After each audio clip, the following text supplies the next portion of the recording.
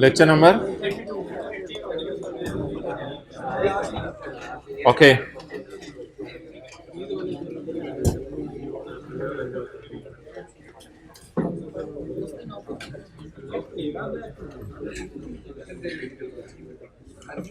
अच्छा मोहतरम, जिस तरह क्लास में चीज़ों को लेके चले हैं हम, उसी तरह अगर आप घर में लेकर चलें तो आसानी होगी आपको, वरना तो मुश्किल होगी। अभी जो चंद लोगों ने सवाल पूछे हैं उसकी बुनियाद पर, मैं क्या पता नहीं कौन आ गया, चंद लोगों ने जो सवाल पूछे हैं उसकी बुनियाद पर मैं आपको बता दूं, ज़रा तसल्ली से सुनते रहिएगा। जब हम सब्सिडरी का सवाल सॉल्व कर रहे होते हैं और बैलेंस शीट बना रहे होते हैं, जो कि कंसोलिडेशन के पहले 9-10 लेक्चर थे, तो हर चीज़ को आपने डबल एंट्री के एतबार से सोचना है। हर चीज़ को डबल एंट्री के एतबार से सोचना है। जैसे इम्पेयरमेंट लॉस था गुडविल का, इसी तरह सेल ऑफ स्टॉक सब्सिडरी में, हैंड पेज नंबर 2, इसी तरह रिवैल्यूएशन सरप्लस, फिर sale of fixed asset profit पे, sale of fixed asset loss पे, और आपस के डेटर क्रेडिटर, आपस का लोन रिसीवेबल पेएबल, आपस का इंटरेस्ट रिसीवेबल पेएबल, आपस की मैनेजमेंट फीस रिसीवेबल पेएबल, आपस के फिक्स्ड एसेट के रिसीवेबल पेएबल, आपस का डिविडेंड रिसीवेबल पेएबल। ये जो सारी कैंसलेशंस थी, अब ये सारी आपने डबल एंट्रीज के एतबार से सोचनी है। और जब आप बैलेंस शीट का सवाल करके फारिग हो जाएंगे तो आप इंशाल्लाह फारिग नहीं होंगे, आप में जज्बा बढ़ जाएगा, क्योंकि आप वर्किंग्स में फिगर्स निकल चुकी होंगी। तो अब आपने क्या करना है, अब यहां पे थोड़ी सी आपकी मेहनत की जरूरत है। जब आप सब्सिडरी का पी एंड एल का सवाल कर रहे होंगे तो फिर आपको पी एंड एल के मुंह पे भी वो फिगर जाती हुई नजर आ रही होगी और कभी कभी वर्किंग 5 में भी जाती हुई नजर आ रही होगी। इसकी एक मिसाल देता हूं आपको। अगर इंपेयरमेंट लॉस आया और एनसीआई प्रोपोर्शनेट बेस पे है, तो फिर इंपेयरमेंट लॉस आपने पी एंड एल के मुंह पे ऑपरेटिंग एक्सपेंसेस में तो शो करना है और बस, वर्किंग 5 में नहीं लेके जाना। अगर एनसीआई किस पे है, प्रोपोर्शनेट बेस पे। और अगर एनसीआई फेयर वैल्यू पे है तो इंपेयरमेंट लॉस एडमिन एक्सपेंसेस में ऐड भी होगा, क्योंकि एसआरई टाइप चीज है, तो एस प्रॉफिट को कम भी करेगा। ये दो एतबार से सोचना है। जब पी एंड एल का मुंह बना रहे हो तो चीजों को दो एतबार से सोचना है। क्लियर?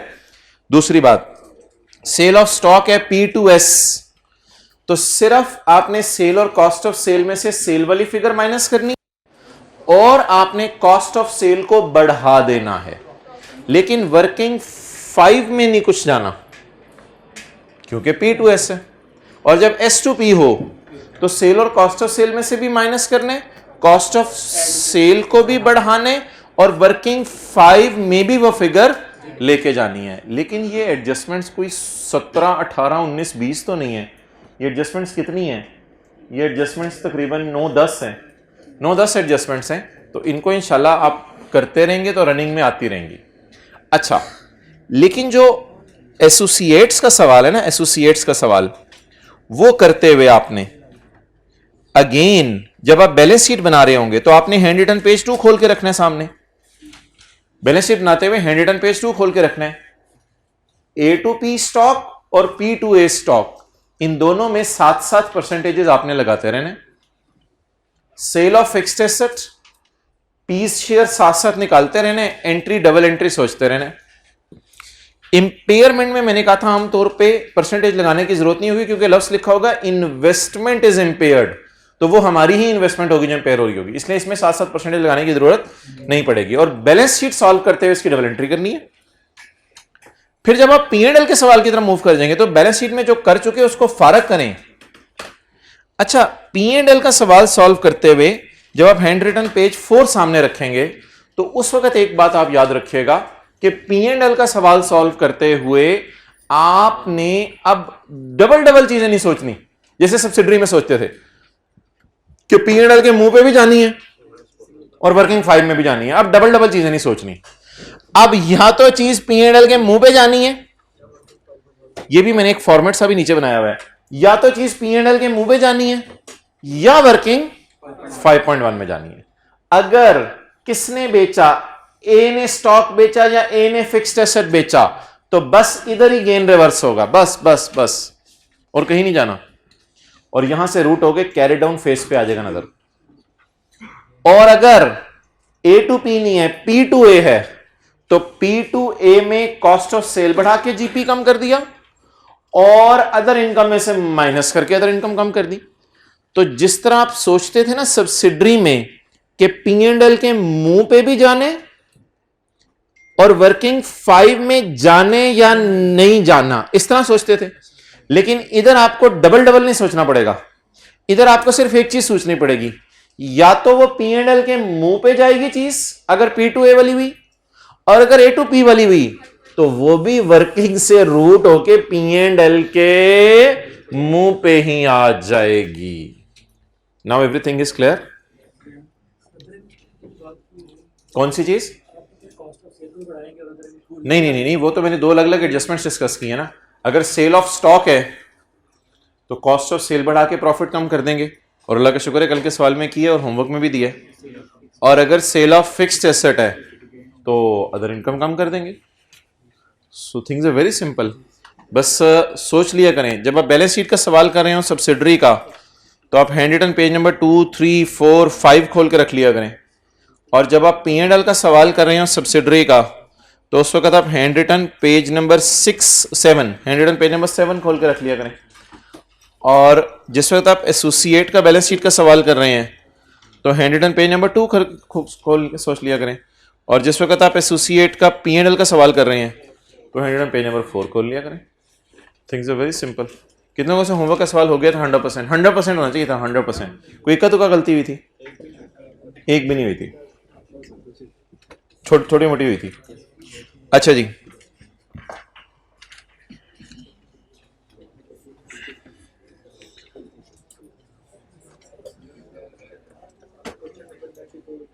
पेज नंबर 687 निकाल लें। Page number 687, question number 9। Question number 9।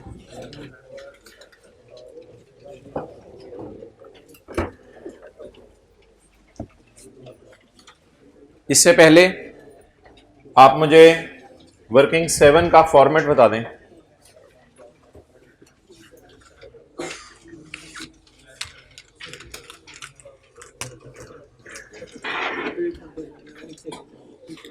Working 7 का फॉर्मेट।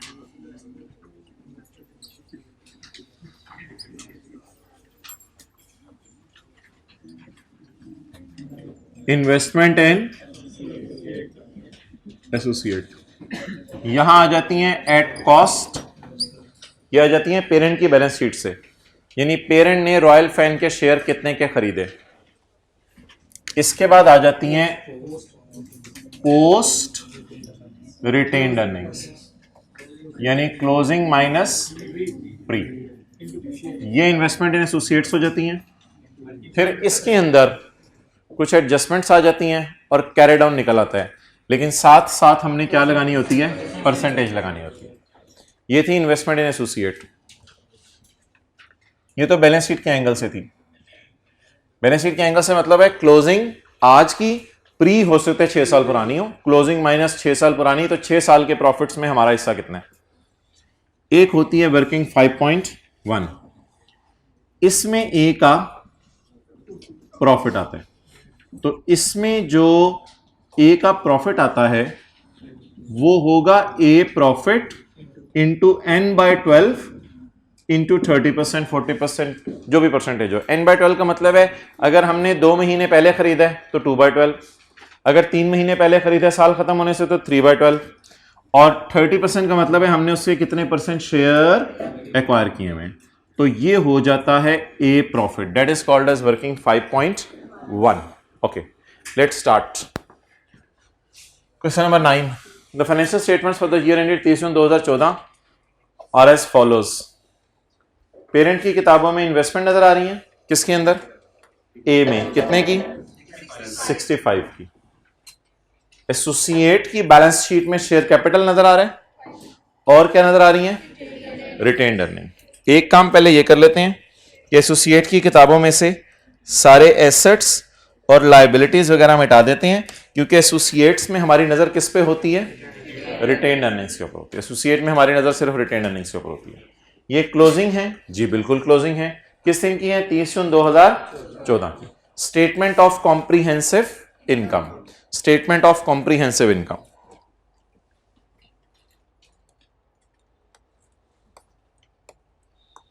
पहले बैलेंस शीट का सवाल कर लेते हैं, फिर किसका सवाल कर लेंगे? P&L का। Okay. P acquired 30% of shares on यकम अक्टूबर 2013। EL paid dividend of 10% in May 2014। तो ये किसने डिविडेंड अनाउंस किया? AL ने। चलें जी, अब हमें बैलेंस शीट का सवाल सॉल्व करने के लिए चाहिए क्लोजिंग माइनस प्री, लेकिन unluckily closing minus pre available नहीं है, मुझे निकालनी पड़ेगी। मुझे लग रहा है ये क्लोजिंग आ रही है और ये कोई प्रॉफिट फॉर द ईयर है, ये प्रॉफिट फॉर द ईयर है। ये मैं प्रॉफिट इसलिए नहीं उठा रहा कि मैं P&L का सवाल सॉल्व करने लगा हूं, मैं वर्किंग 6 करने लगा हूं। तो ये प्रॉफिट फॉर द ईयर है और ये अल्लाह का शुक्र है डिविडेंड है। तो अगर ये 3 डेटा अवेलेबल हैं तो क्या मैं ओपनिंग आरी पहले निकालूं? लेकिन आपको पता है ओपनिंग आरी से मेरा गुजारा नहीं चलेगा। ओपनिंग आरी की बजाय मुझे की आरी चाहिए, ये काम अक्टूबर 13 की। तो सादा सा सवाल है यार, 1 मिनट लगा दें, वर्किंग 6 कर दें पहले। वर्किंग 6, ओहो, मिसिंग फिगर्स, P की, S की और A की। लेकिन मैं तो सिर्फ A में फिलहाल इंटरेस्टेड हूं, जो डेटा मुझे अवेलेबल है। ओपनिंग की तारीख क्या बनेगी? यकम जुलाई 13। क्लोजिंग की तारीख क्या बनेगी? 30 जून 14। ओके जी। बैलेंस शीट में कौन सी आ रही गिवन है? क्लोजिंग आ रही 30 जून 14 की, 200। प्रॉफिट कितना अवेलेबल है? ये P&L से उठा लिया हमने 120। यार वर्किंग 6 पता है क्या होती है? इधर 7% ना लगाइएगा खुदा के लिए। वर्किंग 6 होती है सेपरेट फाइनेंशियल स्टेटमेंट्स में statement of changes in equity का रिटेन्ड अर्निंग का एसोसिएट का कॉलम। वर्किंग 6 तो मिसिंग फिगर्स निकालने के लिए, ना कि कोई परसेंटेज लगाने के लिए। अभी ये भूल जाएं कि हमने एसोसिएट को खरीदा हुआ नहीं खरीदा हुआ, अभी एसोसिएट की पूरी पूरी फिगर से खेलें। चलें जी, प्रॉफिट एसोसिएट का आ गया 120।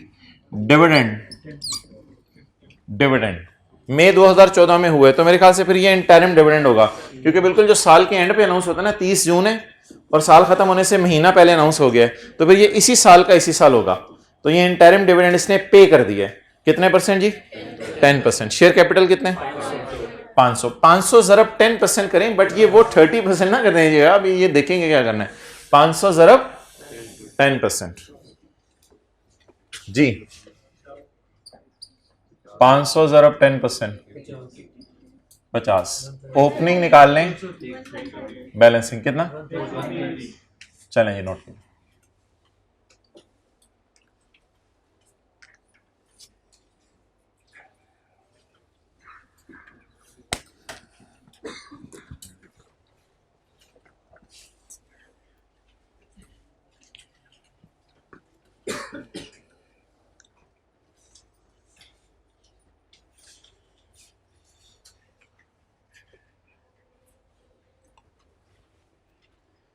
अच्छा मोहतरम, अब इसमें आपको जो प्री है ना, प्री आपको SRE की कैसे निकालते थे? क्लोजिंग पकड़ते थे और यहां प्री लिखते थे और यहां brought down plus 3 month 4 month कुछ इस तरह का कर लेते थे। तो वही वाला अल्लाह का शुक्र है हम यहां करेंगे। लेकिन आपको पता है यहां पे क्लोजिंग और प्री हमने इतने करीब करीब रखे हुए हैं, क्लोजिंग और प्री इतने करीब करीब रखे हुए हैं कि अगर यहीं पे मैंने कोई फिगरें डालने की कोशिश की तो शायद आपको समझ आनी मुश्किल हो जाए। तो कोई नहीं, मैं प्री थोड़ा सा नीचे फुट नोट में बना लेता हूं वर्किंग 7 के। प्री आर ई, सही है, समझ आ गई बात। प्री आर ई कैसे निकलेगी? Brought down plus 3 months. क्यों ब्रॉड डाउन प्लस 3 मंथ्स? ये कौन सी तारीख है? यकम जुलाई 13, ये 30 जून 14। हमने किस दिन खरीदा है? यकम अक्टूबर 13 को। जुलाई अगस्त सितंबर 3 महीने बाद खरीदा है। तो इसका मतलब है, मुझे बता दें इसमें पुराने लोगों के प्रॉफिट कितने होंगे? 3/12 और हमारे 9/12 और पुरानों के सारी वही डिस्कशन जो कि सब्सिडरी में होती थी। ब्रॉड डाउन बोले प्लस 3 मंथ जी। ब्रॉड डाउन 130 प्लस 120 का 160। What is this 160? Pre retained earning. इसको यहां ले आए और क्लोजिंग बोले 200। 200 माइनस 160 सारा मैं ले लूं, सारा मैं ले लूं। इसका कितने परसेंट लूं? 30%। इंटू 30%। 12 की एंट्री बोले बोले बोले बोले बोले बोले बोले working number, excellent. Working number 3 ARE जी कितनी? 12। नहीं जी, डबल एंट्री पोस्ट होगी इसकी। इन्वेस्टमेंट डेबिट और खुशी क्रेडिट। खुशी क्यों है? अल्लाह का शुक्र है 200 किलो गोश्त बढ़ के 160 किलो गोश्त बढ़ के कितना हो गया? 40 किलो गोश्त में हमारा कितना हिस्सा है? 30%। तो 12 की खुशी बुक कर लें। हमारी इन्वेस्टमेंट्स ग्रो कर गई। इन्वेस्टमेंट डेबिट और खुशी क्रेडिट।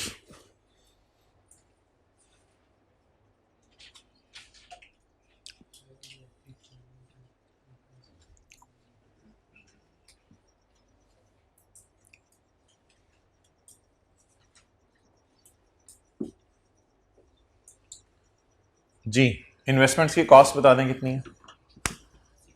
65।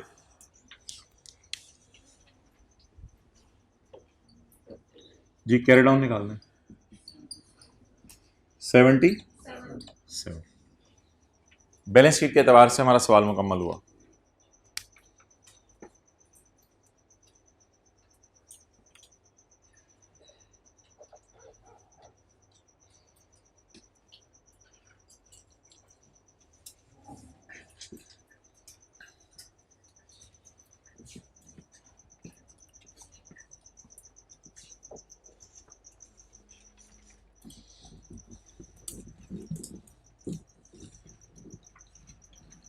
ले आओ इधर कैमरा, पहले उधर करो करो।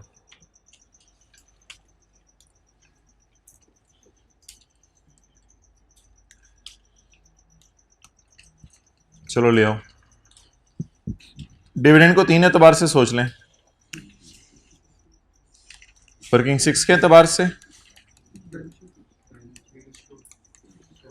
अच्छा जी, वर्किंग 6 अगर पे कर दिया है तो अकाउंटेंट ने रिकॉर्ड कर लिया होगा। देखें देखें, डिविडेंड को 3 एतबार से सोच लें। वर्किंग 6 में मैंने क्यों डाला है? Because it is paid. If it is paid it is recorded by accountant. Therefore missing figures निकालने के लिए मैं ये अकाउंटेंट वाली फिगर डालूंगा तो अकाउंटेंट वाली फिगर्स मिसिंग सही जाएंगी। कंसोलिडेटेड बैलेंस शीट में एसोसिएट का डिविडेंड पे करना is just like question 12 of subsidiary. क्योंकि पे हो गया है तो ना कोई रिसीवेबल पेएबल का चक्कर है और ना कोई अर्निंग का चक्कर है। बस खत्म करें, पे हो गया तो बात खत्म। तो बैलेंस शीट के सवाल में और कुछ करने की जरूरत नहीं। अब आखिरी चीज रहेगी, किसके एंगल से सोचना है? लेकिन वो तो अभी हमने बनाना शुरू ही नहीं किया, इसलिए उसको अभी छोड़ दें। चलें जी, अब इसको मिटाएं। इसको मिटाकर ये प्रॉफिट वर्किंग 5 में ले जाएं और ये प्रॉफिट वर्किंग 5.1 में ले जाएं। क्लियर हो गया? चलें जी, वर्किंग 5.1 में लेके जाएं 120। 120 का 3/12 प्री में चला गया तो 9/12 पोस्ट टाइप कोई चीज है और पोस्ट में हमारा हक होता है, तो 120 का 9/12। ठीक है, मुझे ये लग रहा है कि 120 का 3/12 हमने खरीदा है और 120 का 9/12 हमने खुद कमाया है। तो ये जो एस प्रॉफिट और ए प्रॉफिट होता था, इसमें आपको याद है from the date of acquisition से लेके बैलेंस शीट डेट तक का अरसा आता है। चलें जी, इंटू 30%। क्या ये सारी आरीज हमारी थी या इनका 30% हमारा था? क्या ये अब ये जो वर्किंग शुरू हो गई है 7 और 5.1, क्या ये कंसोलिडेशन के एतबार से एडजस्टमेंट या सेपरेट फाइनेंशियल स्टेटमेंट में कोई है? तो मैंने कहा सेपरेट फाइनेंशियल स्टेटमेंट में परसेंटेजेस लगाने का पंगे नहीं लेने आप लोगों ने। ये परसेंटेजेस कहां लगानी है आपने जाके? और आपको बताते हैं वर्किंग 6 करते हुए सीआरई एनसीए भी नहीं सोचते थे हम, सब्सिडरी की पूरी फिगर्स उठाते थे। तो यहां पूरी फिगर्स उठती हैं, इधर आके परसेंटेजेस लगती हैं। जो बार बार आप पूछे ना कहां परसेंटेज लगानी है, तो इधर भी हमेशा परसेंटेज लगानी है। ये एज ऑन टाइप चीज है और ये फॉर द ईयर 27। अब आपने क्या सोचा है कि एसोसिएट्स के प्रॉफिट आ गए 27, जिनमें हमारा हक है और एडजस्टमेंट सवाल में है कोई नहीं। ये कैरी डाउन कितना हो गया? 27। अब बता दें हम क्या बनाने लगे हैं? Consolidated statement of comprehensive income. Consolidated statement of comprehensive income में कोई अनएडजस्टेड फिगर नजर आ रही है? अनएडजस्टेड फिगर कोई ऐसे? पी की अदर इनकम है कितनी? 16। पी की अदर इनकम कितनी है? इस 120 को तो आपको पता है कहां लेके गया हूं मैं, इस 120 को यहां लेके गया हूं। तो P&L में चलते other income, PBT, share of profit from A, जिसे कल ब्लू मार्कर से ऐड किया था, share of profit from A, working, what is this? 27। अब आप मुझे बता दें एक चीज, जो छोटी सी एडजस्टमेंट कल जाते हुए करवाई थी, consolidated statement of comprehensive income के एतबार से सोच लें कि क्या एसोसिएट ने डिविडेंड पे कर लिए? तो हमने क्या कर लिया होगा? अगर हमने रिसीव कर लिया होगा तो हम अपनी अदर इनकम में डाल चुके हैं। तो अदर इनकम में से क्यों निकालूं? उसने खुशी भेजी है, खुशी पड़ी रहने दे अदर इनकम में।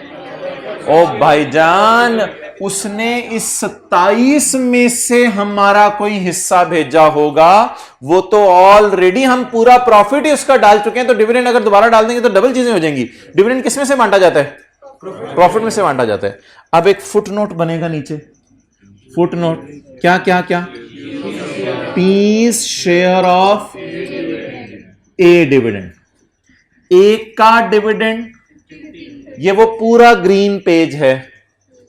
दानिश भूल गए होगे ग्रीन पेज, ये वो पूरा ग्रीन पेज है। ये 50 क्या है? बोले बोले बोले बोले पूरा।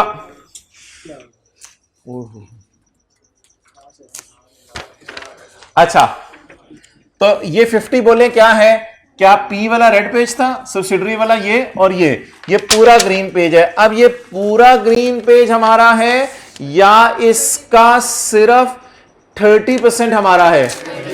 आज बड़ा वाला हिस्सा हम नहीं ले रहे, आज छोटा वाला हिस्सा हमारा है। कितना? 30%। तो आप बता दें what is the dividend of associate? 50 into 15। तो ये 16 में, 16 सवाल में पड़ा हुआ है ना? 16 तो ये सवाल में पड़ा हुआ है। 16 में इसके 1 रुपए की कोई अदर इनकम होगी, कोई डिस्काउंट रिसीव्ड, कोई रेंटल इनकम होगी पेरेंट की, कोई भी होगी। 16 में से माइनस क्या कर दें? 15 माइनस कर दें जी। नहीं, ये आप कह रहे हैं पेपर में ये होता है कि इधर 16 होते इधर 18 होते, मुझे समझ नहीं आ रही होती।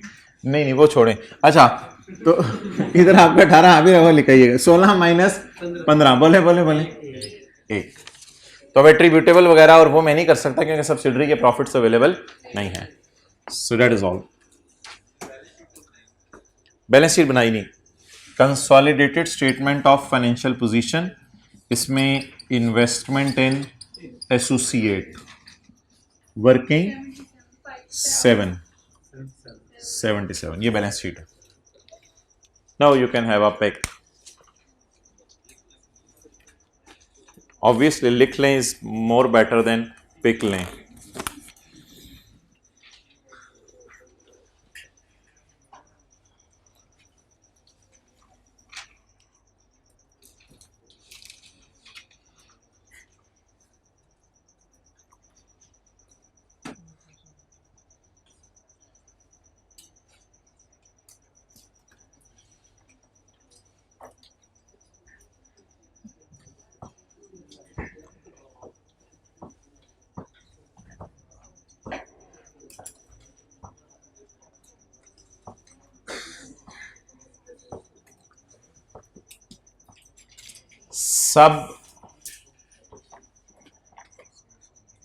सब्सिडरी के लिए क्या करते थे कंसोलिडेटेड पीएनएल बनाते हुए, और एसोसिएट के लिए क्या करते हैं? इधर देखें, सब्सिडरी की सेल, कॉस्ट ऑफ सेल वगैरह जब सारी डाल दी तो उसके प्रॉफिट ही डाल दिए ना, तो इस वजह से अदर इनकम में से माइनस कर देते थे P's share of S dividend, क्योंकि प्रॉफिट्स आगे सारे, तो फिर ये माइनस कर दें। लेकिन profit line by line add करते थे।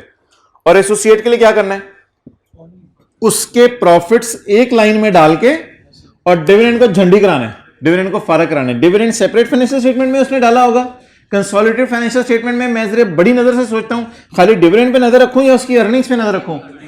अर्निंग्स पे रखूं, इसलिए डिविडेंड निकाल के प्रॉफिट डाल दिया आपने। ओके, अच्छा जी, एक चीज है जो आपने बड़ी गौर से सुननी और समझनी है। 2 MCQs हैं, वो मैं आपके सामने करने लगा हूं, दोनों को जरा डिफरेंट तरीके से करूंगा। ये वर्किंग 7 का एक फॉर्मेट आपके जहन में बन गया है, at cost closing minus pre is equal to post. और पोस्ट 200 किलो गोश्त था, 160 किलो गोश्त था, 200 हो गया, 40 का गोश्त में इंक्रीज आई, उसका कितने परसेंट हमारा? 30% हमारा। क्लियर हो गया?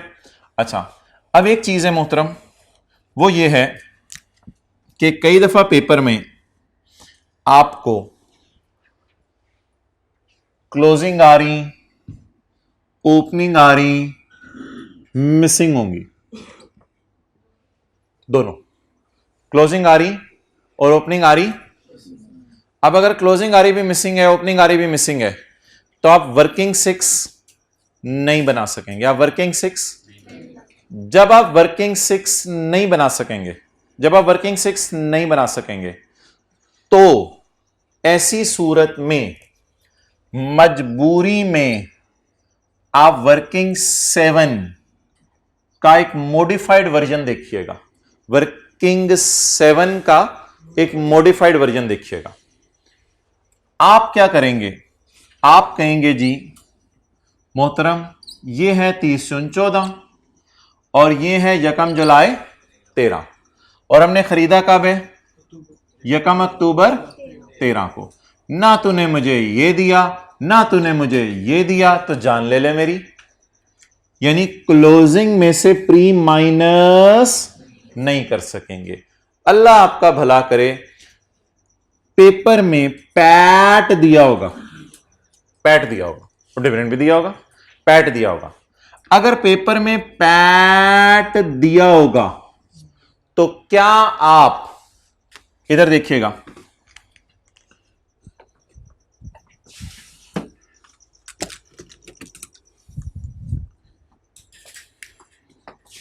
क्या ये प्री है? नो नो, ये प्री है, ये प्री है। Brought down plus 3 months is called as pre.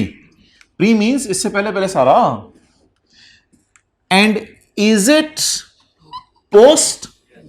So is there any shortcut way of calculating post if closing and opening is not given? then I cannot calculate। Urdu में, अगर closing और opening given नहीं है तो मैं pre निकाल नहीं सकता।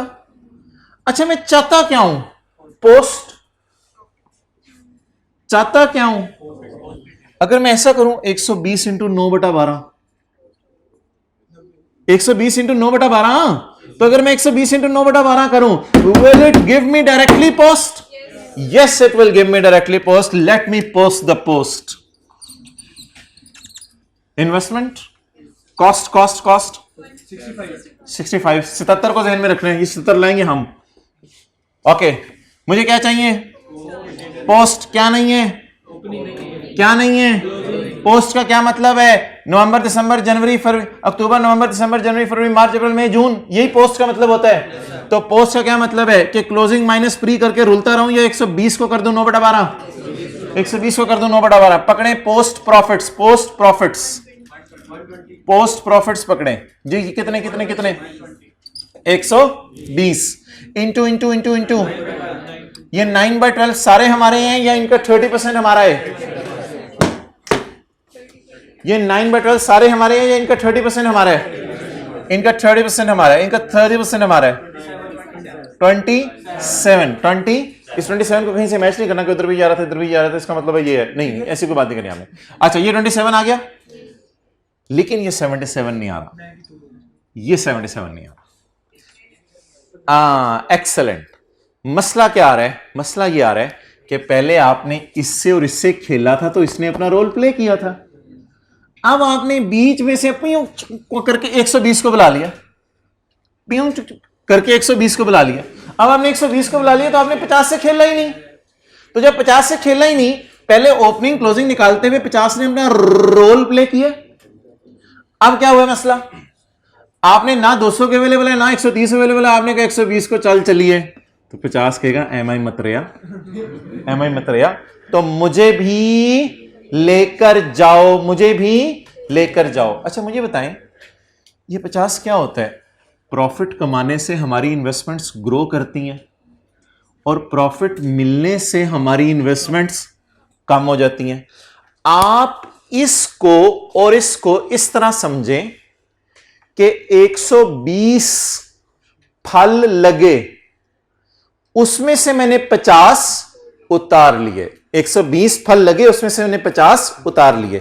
तो 120 फल लगेंगे तो मुझे लगेगा मेरा दरख्त बढ़ गया, लेकिन उसमें से जब मैं 50 उतार लूंगा तो मेरा दरख्त कम हो जाएगा। तो दरख्त और इन्वेस्टमेंट तकरीबन एक जैसी चीज है। 120 फल लगे, उसमें से 50 उतार लिए, बाकी फिर कभी उतार लेंगे, बाकी फिर कभी उतार लेंगे। तो इस तरह मैंने इतना प्रॉफिट कमाया तो मेरी इन्वेस्टमेंट्स बढ़ी, उसने कमाए हुए में से भेज दिया डिविडेंड के नाम से, तो मेरी इन्वेस्टमेंट्स कम हो गई। ऑब्वियसली ये तो मैंने आपको लॉजिक की बात बताई है। अगर ये पॉजिटिव वाली फिगर आपने इधर लिखी है तो नेगेटिव वाली फिगर इस अकाउंट के इधर लिखनी पड़ेगी, लेकिन अल्लाह करे 77 आ जाए। अच्छा अब मुझे ये पहले काट के बैठे हैं। अच्छा मुझे ये बताएं, ओ खुदा के लिए यार, डिविडेंड पे कभी 9/12 ना लगाना, डिविडेंड पे 9/12 ना, तेरी मेहरबानी जी। डिविडेंड बोले बोले बोले, क्योंकि इधर प्रॉफिट डाले तो अब इधर डिविडेंड डालेंगे तो सवाल मैच करेगा जी। डिविडेंड बोले कितने?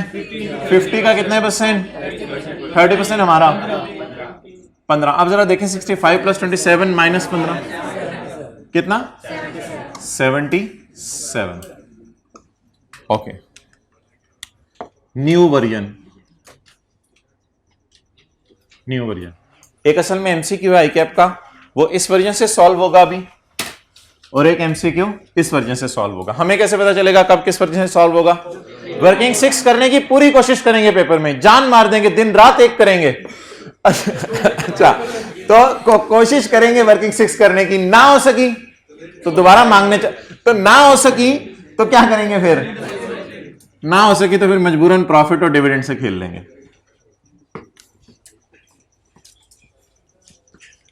वर्किंग 6 के न्यू वर्जन के ऊपर लिखें, वर्किंग 7 के न्यू वर्जन के ऊपर ओपनिंग और क्लोजिंग आरी अवेलेबल नहीं थी तो मजबूरी में ये किया है।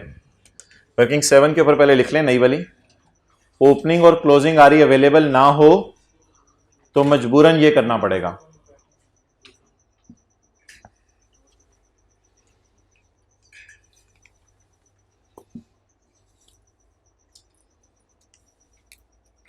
ओपनिंग और क्लोजिंग आरी अवेलेबल ना हो तो वर्किंग 6 नहीं हो सकेगी, तो मजबूरन ये करना पड़ेगा। ओपनिंग और क्लोजिंग आरी अवेलेबल ना हो तो वर्किंग 6 नहीं हो सकेगी, तो मजबूरन ये करना पड़ेगा।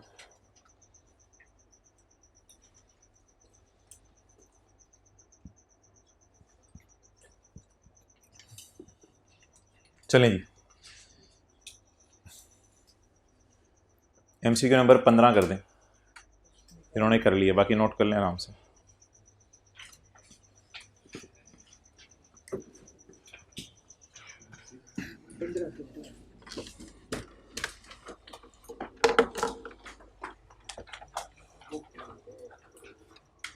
Page number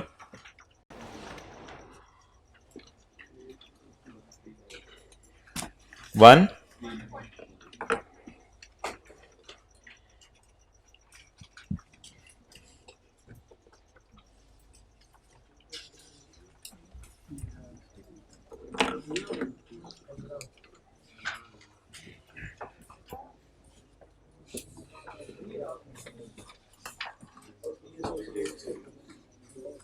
page number 212 IAS 28 का चैप्टर है ना, आप कहाँ पहुंचे हुए हैं? पहुंची हुई सरकारें, पेज 212। चैप्टर खत्म हो जाने पता नहीं चलना कौन सा पढ़े थे। वो तेरी खैर। पेज 212। साइमा बाजी ने देखें क्या क्या बल्ब लाए हैं, जल्दी करें। यूशे कितों आ गया? अच्छा सॉरी भाई, साइमा बाजी को करें पहले, 16 करें पहले।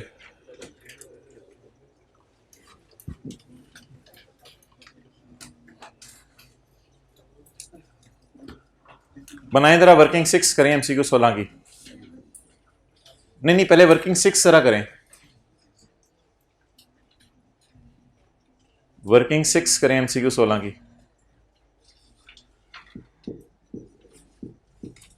कोई बंदा बोल दे लफ्ज, मैं बार बार बोल रहा हूं वर्किंग 6 करें MCQ 16 की। नहीं हो सकती, एक्सेलेंट, नहीं हो सकती। तो फिर वो मजबूरी के दर्जे में न्यू वर्जन इन्वेस्टमेंट अकाउंट का बना दें, इंशाल्लाह सही बनेगा सबका। ओए होए, सवाल में तो एक एडजस्टमेंट भी है इंपेयरमेंट की, वो पता नहीं आपको याद हो जाए, भूल गई हो बैलेंस शीट के एंगल से। चलो चलो जल्दी कर यार, 1 मिनट का सवाल है भाईजान। इधर कर दो, नहीं उधर ही रखो, न्यू वर्जन बच्चे देख लें।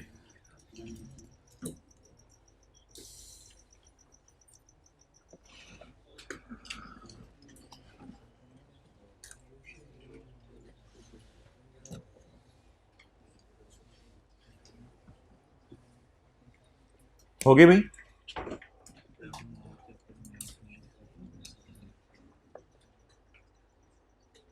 Last minute left.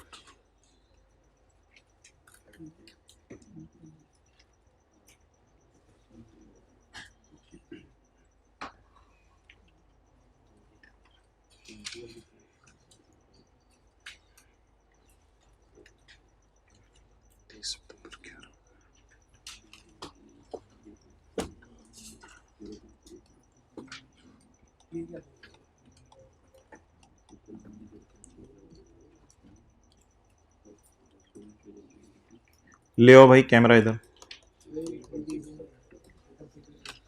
चलें जी मोहतरम इधर आ जाएं। यार सबसे पहले ना पेपर में काम किया करें कि स्टार्ट ऑफ ईयर और एंड ऑफ ईयर की डेट आपको पता होनी चाहिए। एंड ऑफ ईयर क्या है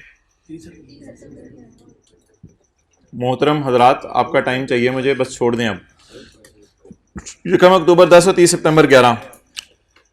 ऑन यकम फरवरी, अक्टूबर नवंबर दिसंबर जनवरी फरवरी, यहां पे जाके ना मैं कील ठोकता हूं यकम फरवरी पे। ये है मोहतरम पोस्ट और ये है सारा प्री। पता नहीं कितना पुराना प्री तो जब से बिजनेस बना हुआ है तब से है, ये सारा प्री है। डन। अब अल्लाह भला करे सवाल का कि सवाल ने मुझे बताया है investment account working number 7। Saima limited acquired 35% of shares of Anam limited for 10 million in cash. तो ये तो अल्लाह का शुक्र है इन्वेस्टमेंट की कॉस्ट है, और इस पे परसेंटेज ना लगाइएगा, ये तो हमारी ही फिगर अवेलेबल होती है कि हमने इतने में खरीदा इसे। द पोस्ट टैक्स प्रॉफिट, ओ भाई इस लफ्ज को काटो, ये पैट है, कंफ्यूज ना कर दे आपको, ये पैट है, प्रॉफिट आफ्टर टैक्स है। पोस्ट टैक्स, पोस्ट और प्री वाला नहीं है, ये वो प्री पोस्ट नहीं है जो आप अगर समझे बैठे थे खुदा ना खास्ता, किसी आप वो तो नहीं समझे बैठे थे ये है ही सारा पोस्ट। नहीं, ये पोस्ट टैक्स प्रॉफिट पैट है, तो ये पैट पूरे साल का है।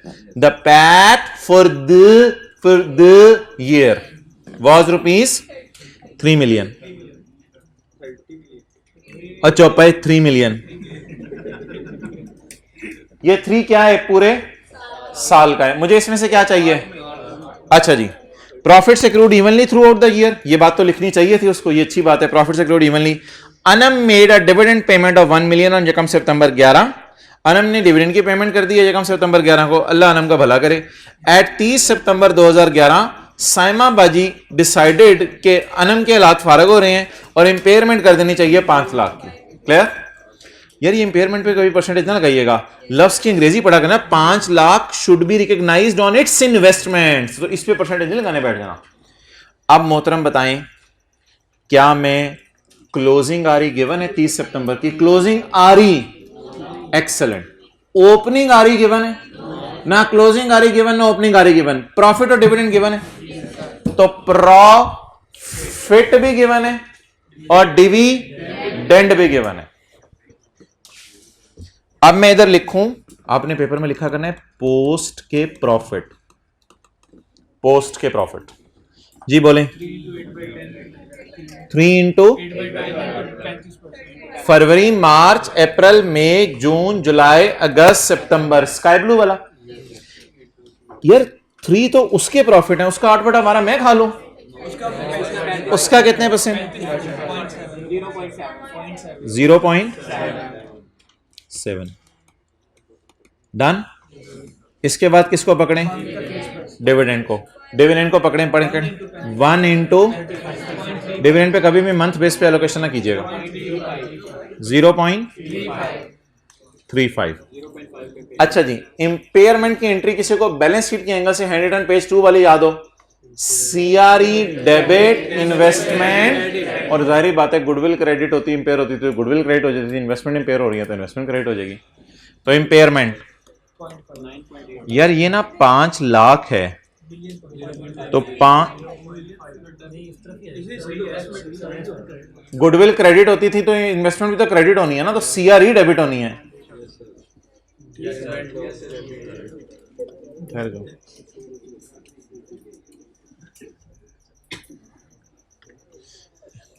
यार ये ना सफों को जो है ना साथ रख के सोया करें। रात को आंख खुले ना तो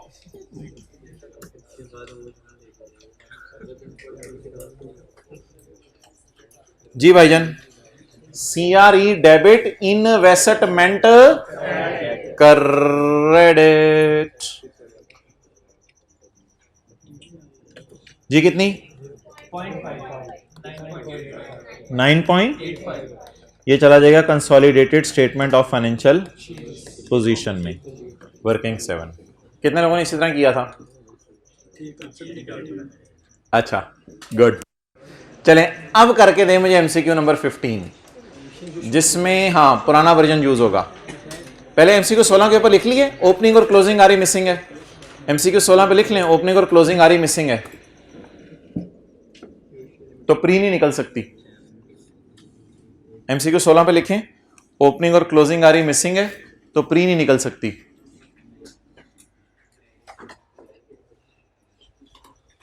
ओपनिंग और क्लोजिंग आरी मिसिंग है तो प्री नहीं निकल सकती।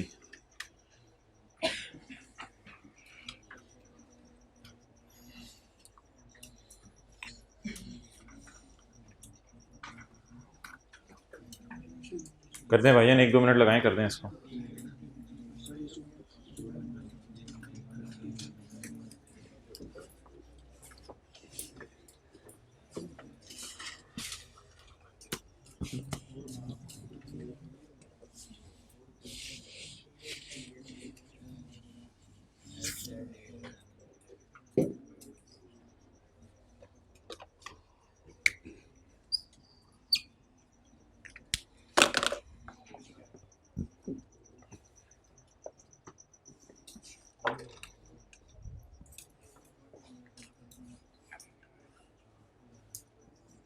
दो मिनट और ले लें, जल्दी कर लें यार। कोई एडजस्टमेंट आ जाया करे ना, सेल ऑफ स्टॉक, तो वो 100 पेज 2 खोल के नजर मार लें अगर भूली भी है adjustment.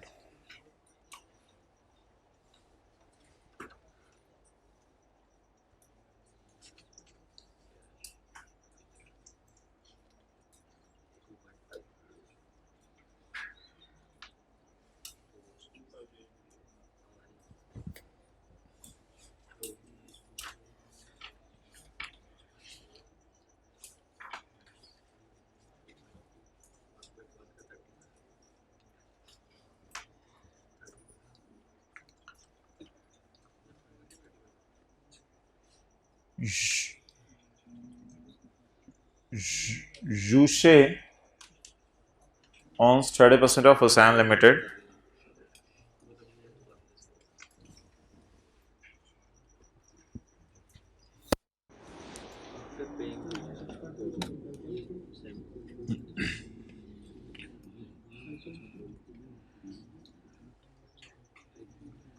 Juche owns 30% of Hussain Limited, which it purchased on Yekam May 2017 for 2.5 million. Consolidated balance sheet में इन्वेस्टमेंट कितने पे आनी है ये उसने पूछा है.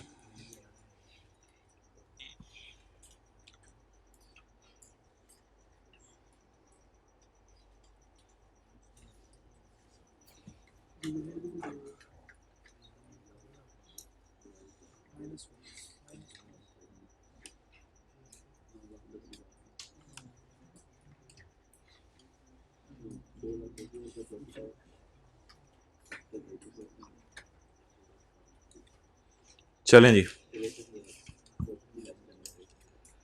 Juche owns 30% of Hussain Limited, which it purchased on Yakam May 2017 for rupees 2.5 million. अच्छा मोहतरम, हमारा year and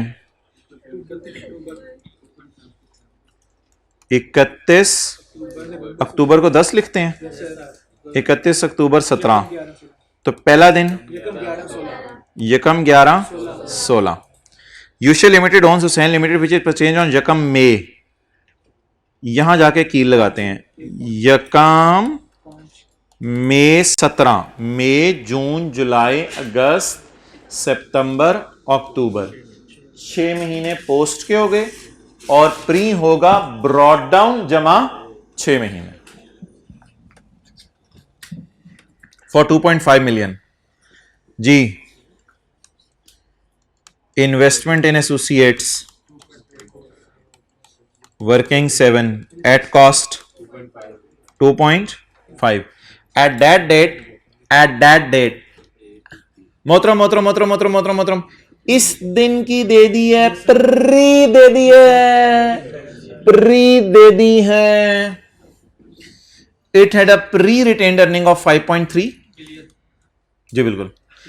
At year end Hussain had a retained earning of 6.4.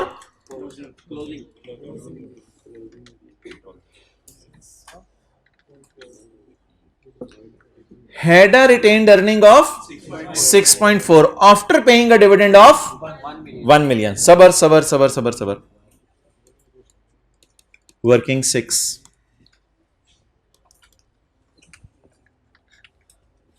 Working 6. PSA. Opening यकम 11/16. Closing 31/10/17. What is closing? 6.4. What is opening? Missing. ओ यार क्या कर रहे हो? At that date 5.3. Opening is, profit is, dividend is given कितना? 1. मैंने माना कि ओपनिंग और पैट मिसिंग है, बट स्टिल अल्लाह का शुक्र है प्री गिवन है. तो अब बता दें मैं न्यू वर्जन लगाऊं या वर्किंग 6 नहीं भी हो सकती तो ओल्ड वर्जन चल जाएगा? क्यों चल जाएगा? क्लोजिंग भी गिवन है और प्री भी गिवन है. क्लोजिंग भी गिवन है और प्री भी गिवन है. अब जरा बताएं मैं पोस्ट इधर कैसे निकाल? अच्छा, उस तरह से मैं निकाल भी नहीं सकता क्योंकि मुझे पैट गिवन नहीं है. अगर मैं न्यू वर्जन लगाना भी चाहूं तो न्यू वर्जन क्यों नहीं लगा सकता? पैट गिवन नहीं है, तो मजबूरन मुझे कौन सा वर्जन लगाना पड़ेगा. और अल्लाह का शुक्र है ओल्ड वर्जन का डाटा उसने सारा हमें दे दिया. उसने कहा जा मजे कर, आज वर्किंग 6 भी ना कर. वो तो हमें ना कोई चीज करनी पड़े तो और टेंशन शुरू हो जाती है. अच्छा नहीं करनी, अच्छा क्यों नहीं करनी? वो तो अल्लाह का शुक्र है आसानी होगी, उसने प्री खुद दे दी. तो बोले जी पोस्ट कैसे निकलती है? Closing minus pre. क्लोजिंग पकड़े 6.4, प्री तो 5.3 से गोश्त बढ़ के 6.4 का हो गया. सारा गोश्त हमारा कितने परसेंट जी? 0.3. डिविडेंड लूं ना लूं, लूं ना लूं, भाईजान 6.4 मैंने उठाया, डिविडेंड क्यों लेना है? 6.4 उठा के मैंने खेला है ना, तो आफ्टर माइनसिंग डिविडेंड ये फिगर है। तो बताना ये था आपको कि अगर क्लोजिंग और प्री का डिफरेंस लेंगे तो डिविडेंड यहां लिखने की जरूरत नहीं पड़ेगी, और अगर क्लोजिंग माइनस प्री नहीं लेंगे और खाली प्रॉफिट से खेलेंगे तो यहां डिविडेंड माइनस करना पड़ेगा। अभी अगर आपके जहनों में सवाल आ रहा है कि डिविडेंड मैंने क्यों नहीं इन्वेस्टमेंट अकाउंट में डाला, तो जवाब उसका ये है, ये जो आपने फिगर उठाई है 6.4, is it after adjusting dividend? Therefore you are not supposed to bother about dividend. तो ये जो पुराना वर्जन है ना इन्वेस्टमेंट अकाउंट का, इसमें आपको टेंशन अब लेने की जरूरत नहीं है। डिविडेंड मुझे शो मत करें, कैरी डाउन निकालने से पहले एक एडजस्टमेंट करवा दें। ऑन 30 सितंबर Ushe limited sold 7 lakh of goods to San limited on which it made a 30% profit. और ये सारी ही अनसोल्ड होंगी, फिर क्या करें? आप सारी ही अनसोल्ड होंगी ना। तो लिखा हुआ है, कहां लिखा हुआ है? Hussain had resold none of these goods. Well done. ये किससे किसकी तरफ है? A to P. Sold 7 lakh of goods to San limited on which it made a 30% profit. तो सोल्ड बोलें 0.7 कर दें, ठीक है। अनसोल्ड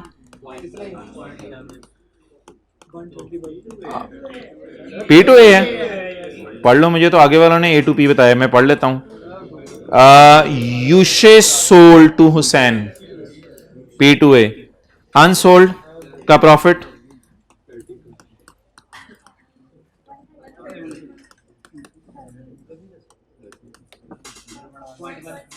0.16 पीस शेयर इंटू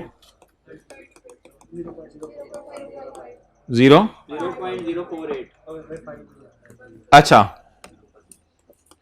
किसने बेचा? पी ने। किसने प्रॉफिट बुक किया? पी का प्रॉफिट कहां पड़ा होगा? पीआरई सीआरई में। क्योंकि मुझे लग रहा है आपने हैंड रिटन पेज नंबर 2 याद नहीं करना, तो आपने पेपर में लॉजिक पे ही चलना है। तो फिर चलें लॉजिक पे, वो आपकी मर्जी, आपका दिल नहीं चाह रहा हैंड रिटन पेज 2 याद करने को। किसने बेचा? पी ने। किसने प्रॉफिट बुक किया? पी ने। कौन प्रॉफिट रिवर्स करे? पी। पीआरई कहां पड़ा हुआ है? सीआरई में। CRE debit. किसने खरीदा? ए ने। किसके स्टॉक में पड़ा हुआ है? ए का स्टॉक तो हम कंसोलिडेट करते नहीं, तो इसलिए बैलेंस शीट के मुंह पे तो स्टॉक माइनस कर नहीं सकते, तो आ जाके जोर कहां निकालें? इन्वेस्टमेंट पे। कितना? 0.05। तो एडजस्टमेंट क्या बनी? CRE debit and investment credit. किससे किसकी तरफ? बैलेंसिंग 2.78 भाईजान आपस से डंडे डंडे छोटे ले आया करो, तो लड़िया ना करो।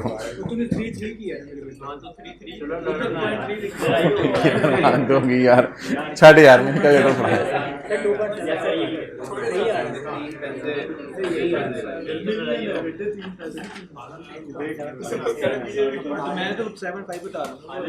अच्छा जी, एक मिनट जी मोहतरम, एक मिनट, सारे खामोश हो जी, आप पूछें। सर यहाँ पे मार्जिन क्यों नहीं लिया? मार्केट क्यों लिया? 30% ऑफ प्रॉफिट लिखा हो। हाँ, तो 30% ऑफ प्रॉफिट ऑन कॉस्ट या 30% ऑफ प्रॉफिट ऑन, भाई इधर 30% ऑफ प्रॉफिट ऑन कॉस्ट या 30% ऑफ प्रॉफिट ऑन सेल, क्या एज्यूम करें? सेल पे एज्यूम किया। सोल्यूशन में सेल पे हुआ है, सोल्यूशन में सेल पे हुआ है। क्यों हुआ है सोल्यूशन में सेल में? किधर है, किधर है, किधर है? नहीं नहीं, सोल्यूशन में किस पे हुआ है? कॉस्ट पे हुआ है। सवाल तो बता नहीं रहा कॉस्ट पे या सेल पे, तो क्या करें? बोले बोले बोले बोले ना, यहां जैसे मर्जी नहीं। एक मिनट मेरी बात सुने, मैंने ये कहा था, नहीं नहीं सोल्ड वाली बात तो नहीं, 30% के आगे कुछ लिखा होना चाहिए था। मैंने ये कहा था कि मार्कअप या मार्जिन मिसिंग हो तो आपकी मर्जी है मार्कअप निकालने या मार्जिन निकालने। मार्कअप मार्जिन मिसिंग नहीं है, वो अवेलेबल है। अब सवाल पता क्या रह गया है कि is it 30% profit on cost या it is 30% profit on sale. अब मैंने आपको बताया था, आम दुकानदार ये करते हैं कि 100 रुपए की चीज खरीदते हैं, कहते हैं मैं 30% डालूंगा, 130 की करके बेच दूंगा। तो आम दुकानदार कॉस्ट पे परसेंटेज लगाते हैं, इस वजह से आगे लिख लो 30% profit on cost. On sale लिखने की बजाय बेहतर है ऑन कॉस्ट लिया करें।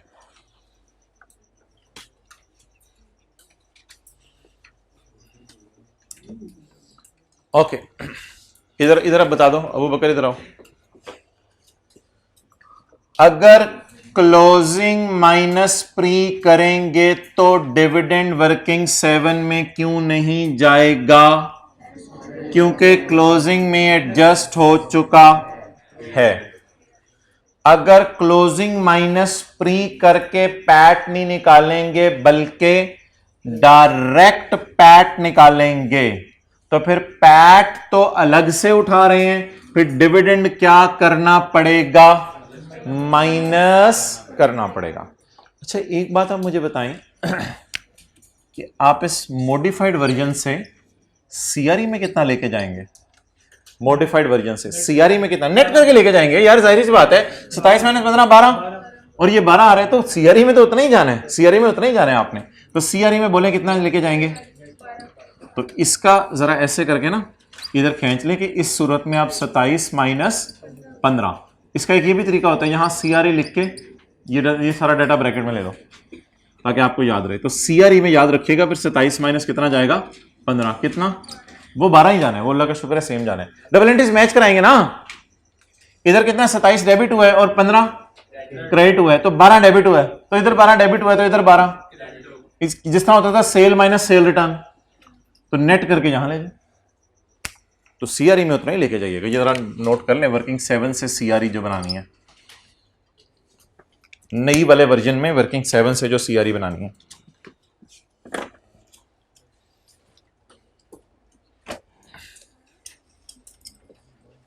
जी जी, एसी भाई, ये एसी बंद कर दो जरा। हाँ जी,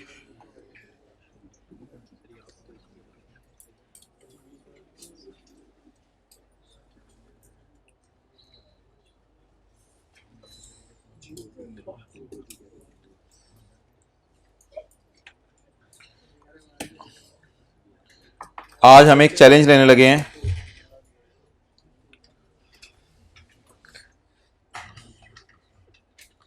आज हम एक चैलेंज लेने लगे हैं। क्वेश्चन नंबर 8 को बैलेंस शीट के एतबार से क्लास में करने लगे हैं और P&L के एतबार से आप घर से करके लाएंगे। And we have 40 minutes. Okay, let's start. Question number 8, पिछले सफे पे आ जाएं, पिछले से पिछले। क्वेश्चन नंबर 8, बड़ी तसल्ली से हम चीज़ों को करेंगे, लेकिन आप लोगों ने जो है वो बेशक नोट ना कीजिएगा, एंड पे नोट कर लीजिएगा। इसको अब आप ख़त्म करें क्योंकि it is all revision. I am giving a very bold statement. मैं इस सवाल में कोई नया कॉन्सेप्ट नहीं कराऊंगा, जस्ट फॉर योर प्रैक्टिस मैं ये सवाल कराने लगा हूं आपको। ये सवाल बैलेंस शीट का भी है और P&L का भी है। कल हमने P&L के सवाल किए थे, परसों हमने बैलेंस शीट के सवाल किए थे। पेज 683 पीपी तीनों का आ रहे हैं, इंटेंजिबल्स आ रहे हैं, इन्वेस्टमेंट्स आ रही हैं। इन्वेस्टमेंट्स अलग अलग पता चल रही हैं, सब्सिडरी में कितनी है, एसोसिएट्स में कितनी है, नहीं। करंट एसेट्स आ रहे हैं, तसल्ली से करना है, बिल्कुल तसल्ली से, कोई जल्दी नहीं। पी, एस और ए की पेपर में भी तो ऐसा सवाल हमने 40-45 मिनट में करना होगा। क्या काम करें? जल्दी जल्दी। ओ भाईजान जल्दी बताएं यार, क्या काम करें? डन हो गया। ये क्या पड़ी हुई है, रह गई है? क्लोजिंग आरी, क्लोजिंग आरी पड़ी रहेगी। डन। आगे चलें। P&L को तो मैं लिफ्ट ही नहीं करा रहा क्योंकि P&L का सवाल तो आपने घर से ट्राई करके लाना है। P&L को मैं लिफ्ट ही नहीं करा रहा। ठीक है, बैलेंस शीट का डेटा पोस्ट करें, लेकिन उससे पहले एक सवाल आपको मैं बता दूं कि इस सवाल में ना वर्किंग 6 हमें करनी पड़ेगी। वर्किंग 6 इसलिए करनी पड़ेगी कि सवाल में कैरी डाउन भी अवेलेबल है, प्रॉफिट्स भी अवेलेबल हैं और डिविडेंड्स भी अवेलेबल हैं। डिविडेंड्स तीनों ने पे कर दिए हैं। पे कर दिए हैं तो इसका क्या मतलब होगा? वर्किंग 6 में आएंगे। अब देखते हैं कौन जल्दी वर्किंग 6 करता है, आप करते हैं या मैं करता हूं? नहीं, I don't want to be winner. Working number 6। अच्छा, लेकिन we have only 2 minutes, do not waste time on it.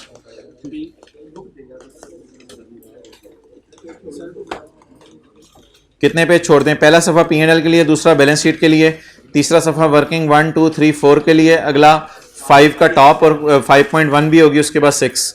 तो पहला दूसरा तीसरा चौथे सफ़े के एंड से वर्किंग 6 शुरू कर दो।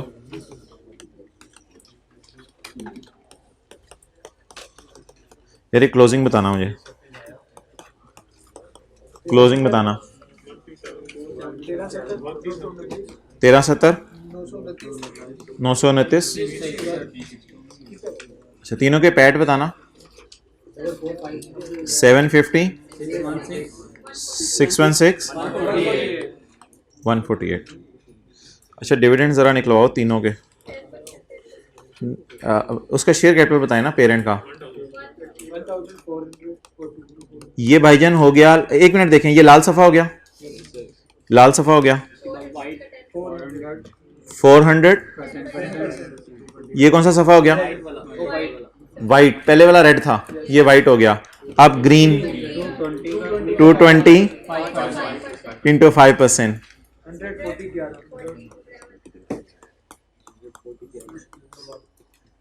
अच्छा जी, ओपनिंग बैलेंसिंग, ओपनिंग 720 353। 15 घंटे लगाएंगे पेपर में ये करते हुए।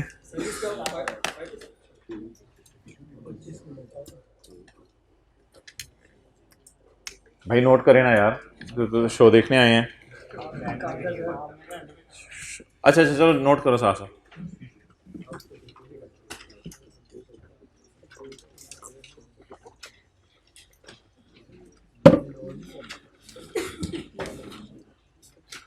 असल में इस वर्किंग का फायदा ये होता है, कभी ब्रॉड डाउन जमा पैट इनटू कुछ करना पड़े तो प्री वहां से निकल आता है।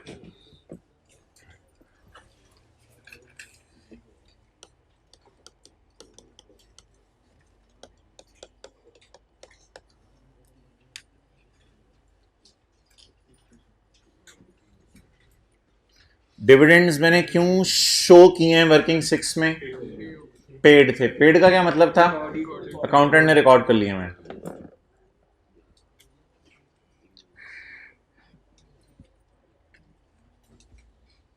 ओके भाई, उस क्लास से आके जरा व्हाइट बोर्ड मिटा दें। चलो ठीक है, आप भाग के मिटा दो। ये नोट कर लिया सर? नहीं, बैठ जाओ भी, मैं करता हूँ। अच्छा मोहतरम, इधर देखें आप, क्लोजिंग आरएस 1370 929 और 361 और पैट 750 616 और 188। ये सारी फिगर्स हम यहाँ ले गए। Dividends, share capital 1400 220। 220 मैंने इसलिए काटा कि बैलेंस शीट के मुंह पे कहीं नहीं जाना, चाहती मार के देख तो सकता हूँ ना। 1400 और 220, 1000 का 10%, 400 का 10% और हाँ 220 का 5%। तो ये हमारे डिविडेंड्स निकल आए और ओपनिंग रिटेन अर्निंग क्या निकल आई? बैलेंसिंग। चलो जी, रहने दो यार, अब लेट्स स्टार्ट। जल्दी जल्दी बैलेंस शीट का मुंह बना लें जल्दी से।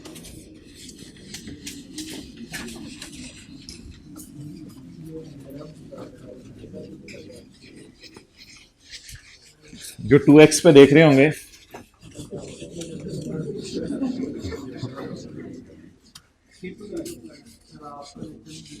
ओके चलें जी। पी कंसोलिडेटेड स्टेटमेंट ऑफ, क्या पता आप इतने खूबसूरत तरीके से क्राइम वक्त में बरकत पड़े P&L भी हो जाए। Consolidated statement of financial position. यार ये फर्क सी चीजें जरा फेस पे जल्दी पोस्ट करवा दें।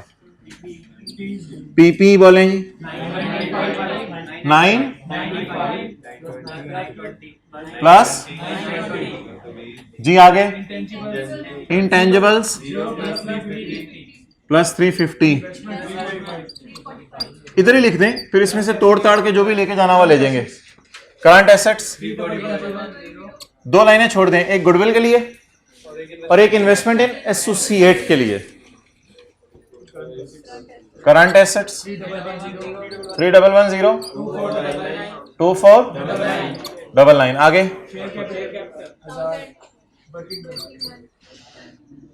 खोलनी पड़ेगी ना। हाँ हाँ लिख रहे हो, साथ साथ लिख रहे हो, उसने सीए करना है जी। शेयर कैपिटल 400, आगे बोले जी। वर्किंग 7 कहाँ से आ गई अभी? अगली फिगर वर्किंग 7 वाली तो नहीं होगी सवाल में, मैं नहीं मानता।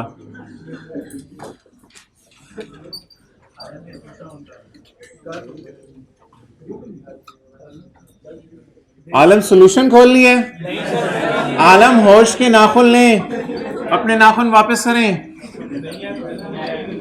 बुक ही नहीं होती मेरे पास, तो खड़े हो जो, क्या करने आते हो इधर चार। अच्छा जी, अभी वर्किंग 5 नहीं खोली मैंने, वर्किंग 5.1 नहीं खोली, वर्किंग 6 खोल चुका हूं, वर्किंग 7 खोल लूंगा मैं साथ, क्योंकि वर्किंग 7 बैलेंस शीट की चीज है। इन्वेस्टमेंट इन एसोसिएट जी। शेयर कैपिटल कितने? 400। आरी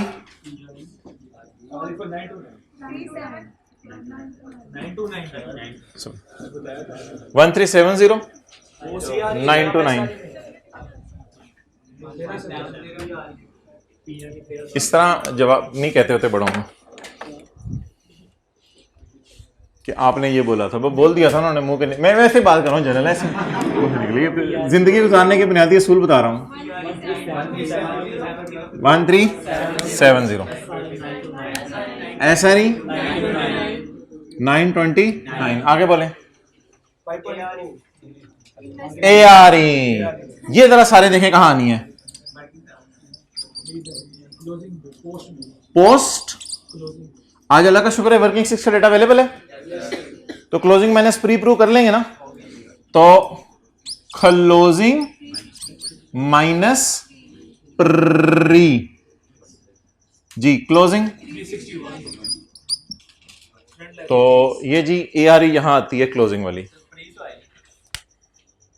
प्री पुत्र नीचे तो आने दे, अभी देखते ही कैसे चित्र 2080 2440। एक बार बकरे पे घुटना तो रखने दो, उसके बाद उसे जिबा। अच्छा जी, करंट लायबिलिटीज 2440। चलें जी, do not take more than 10 minute, जल्दी। इसी तरह भाई स्पीड बढ़ेगी पेपर में, और कोई तरीका नहीं है इसका।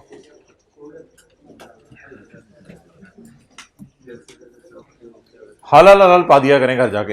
हट जाओ पढ़ना है मैंने।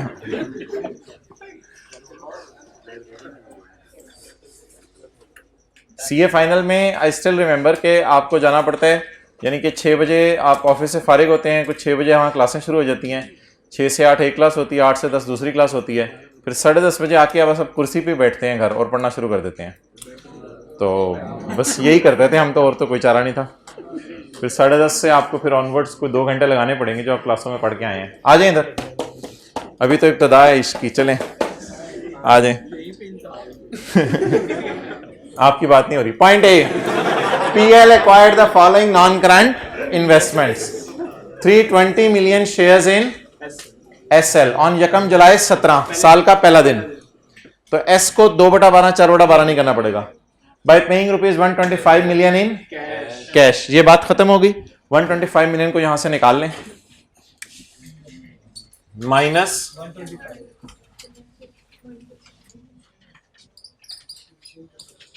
125। डन। चलें जी आगे। 320 मिलियन डिवाइडेड बाय, ओए आज शेयर 1 रुपए का है, आज शेयर 1 रुपए का है, तो 320 डिवाइड बाय 400,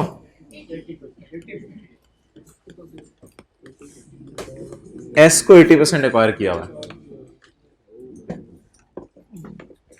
मिल गया 320। अब बबलू ये पड़ा 320 मिल गया। चलें जी। Point 2, 55 million equity shares in associate. Percentage निकालने पहले। 55 इन एसोसिएट, 55 डिवाइडेड बाय 220, 25%। 25% हमने एसोसिएट को बाय किया। चलें आगे। The purchase consideration was made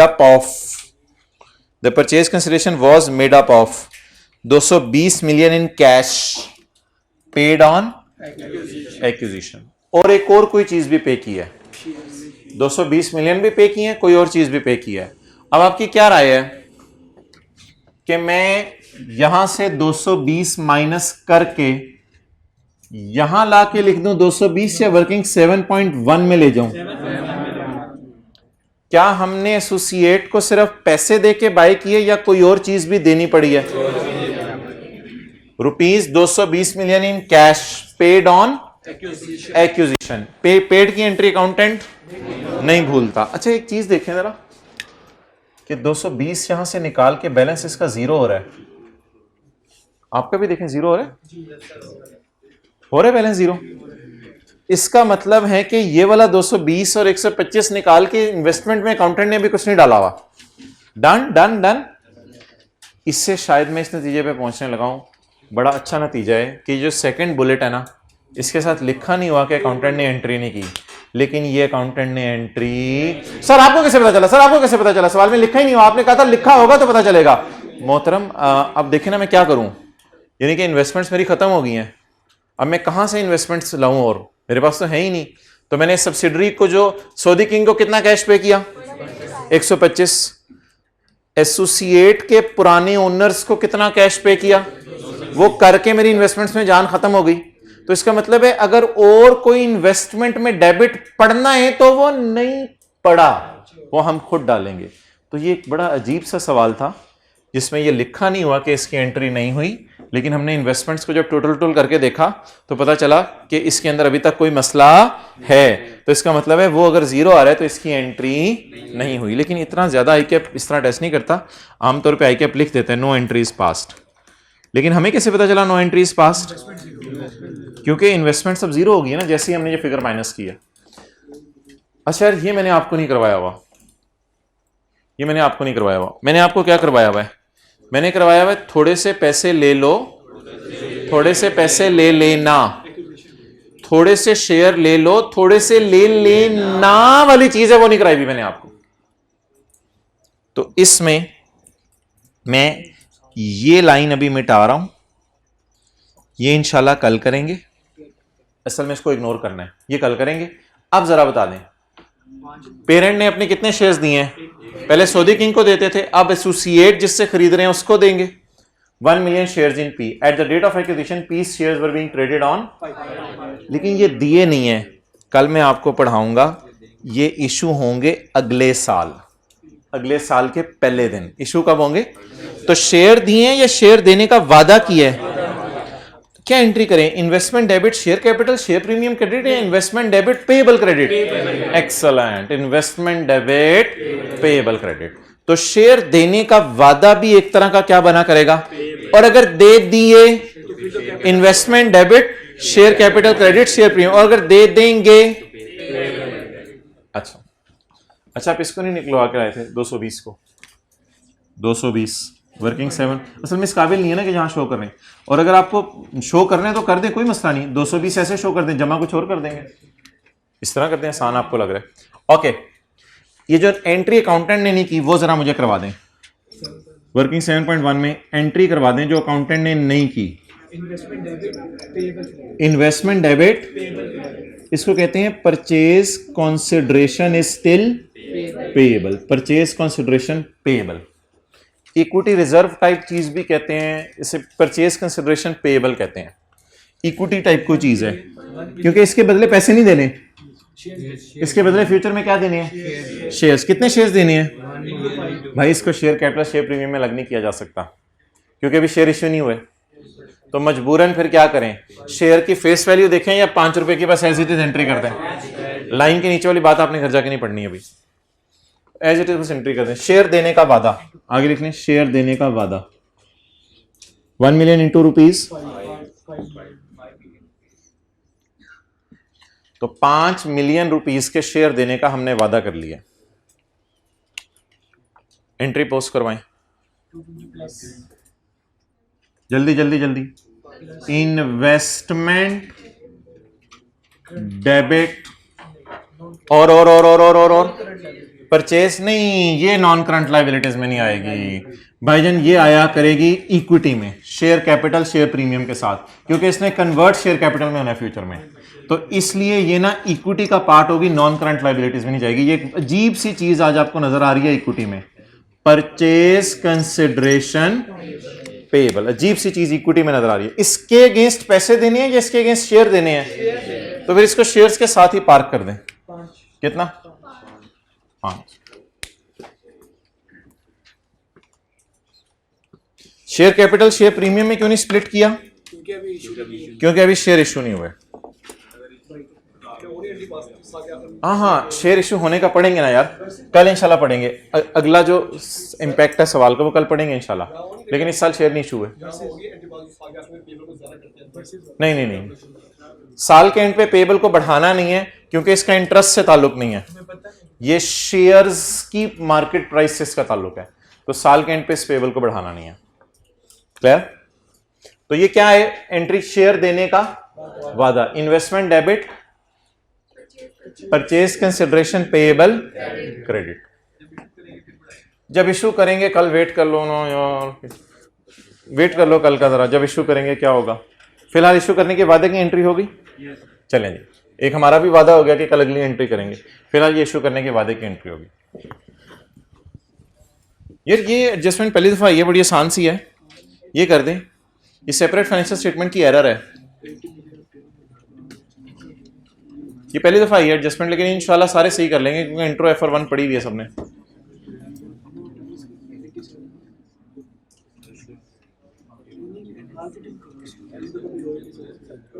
rectifying entry बताए ना जो टीचर बताते थे। SL intangibles include, intangible include का क्या मतलब होता है? एक्सेलेंट, कैपिटलाइज हो गया, वेल डन, कैपिटलाइज हो गया 87 मिलियन, और अनलकीली वो क्या है? Training and marketing. तो रेक्टिफाइंग एंट्री बता दें। अच्छा एक मिनट, एक और मसला भी तो हो सकता है ना, अगर इंटेंजिबल डेबिट हो गया तो अमोर्टाइज भी हो गया होगा, वो इन्होंने सोचा कि अगले साल से अमोर्टाइज करेंगे। शुक्र है तुम लोगों ने ये सोच लिया था। ब्लेंडर पता है क्या हमारा है? खर्चों को क्या बना दिया? एसेट बना दिया है। तो हमारे जहन में एक सवाल है, क्योंकि आपको पता है हमारा जहन तो रुकता नहीं, खर्चों को जब एसेट बनाया तो हमारे जहन ने सोचा तूने फिर अमोर्टाइज भी किया होगा। सवाल ने कहा होला हाथ रख, पढ़ गए। हमारा इरादा है इंशाल्लाह अगले साल से अमोर्टाइज करेंगे, शुक्र है। तो सिर्फ खर्चों को क्या बना दिया? एसेट। कोई रेक्टिफाइंग एंट्री बताएं।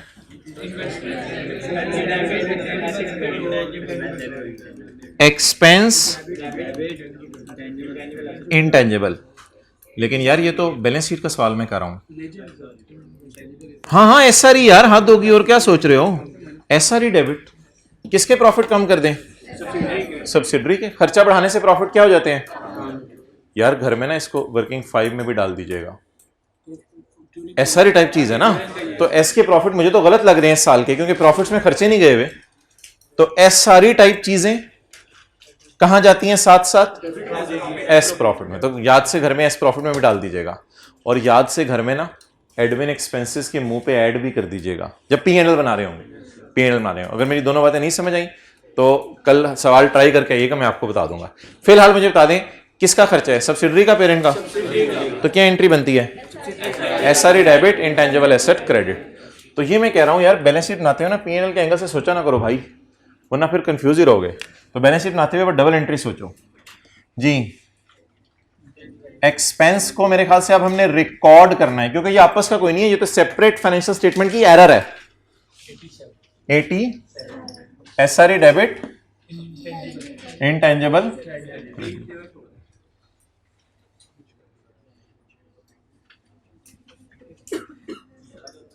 इसे क्लास के बाद आएंगे, शाबाश दूंगा मैं। अच्छा चलें, लो जी सवाल तो मुक गया।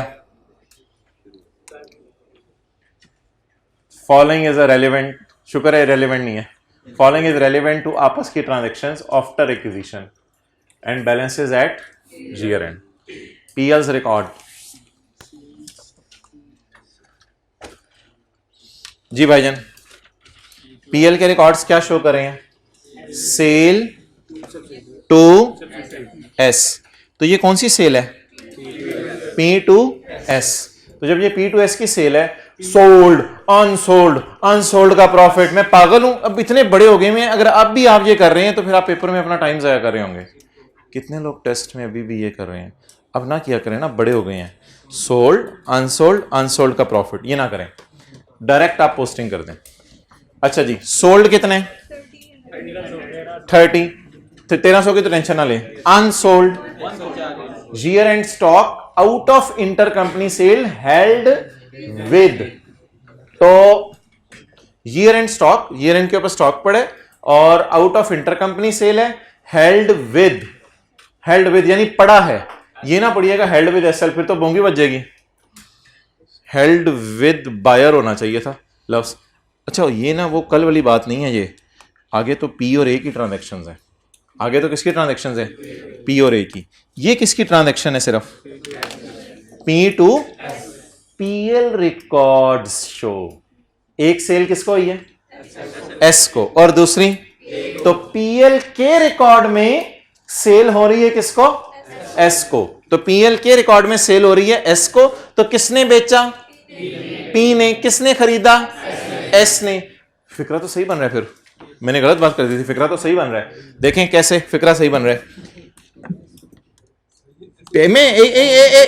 एक मिनट,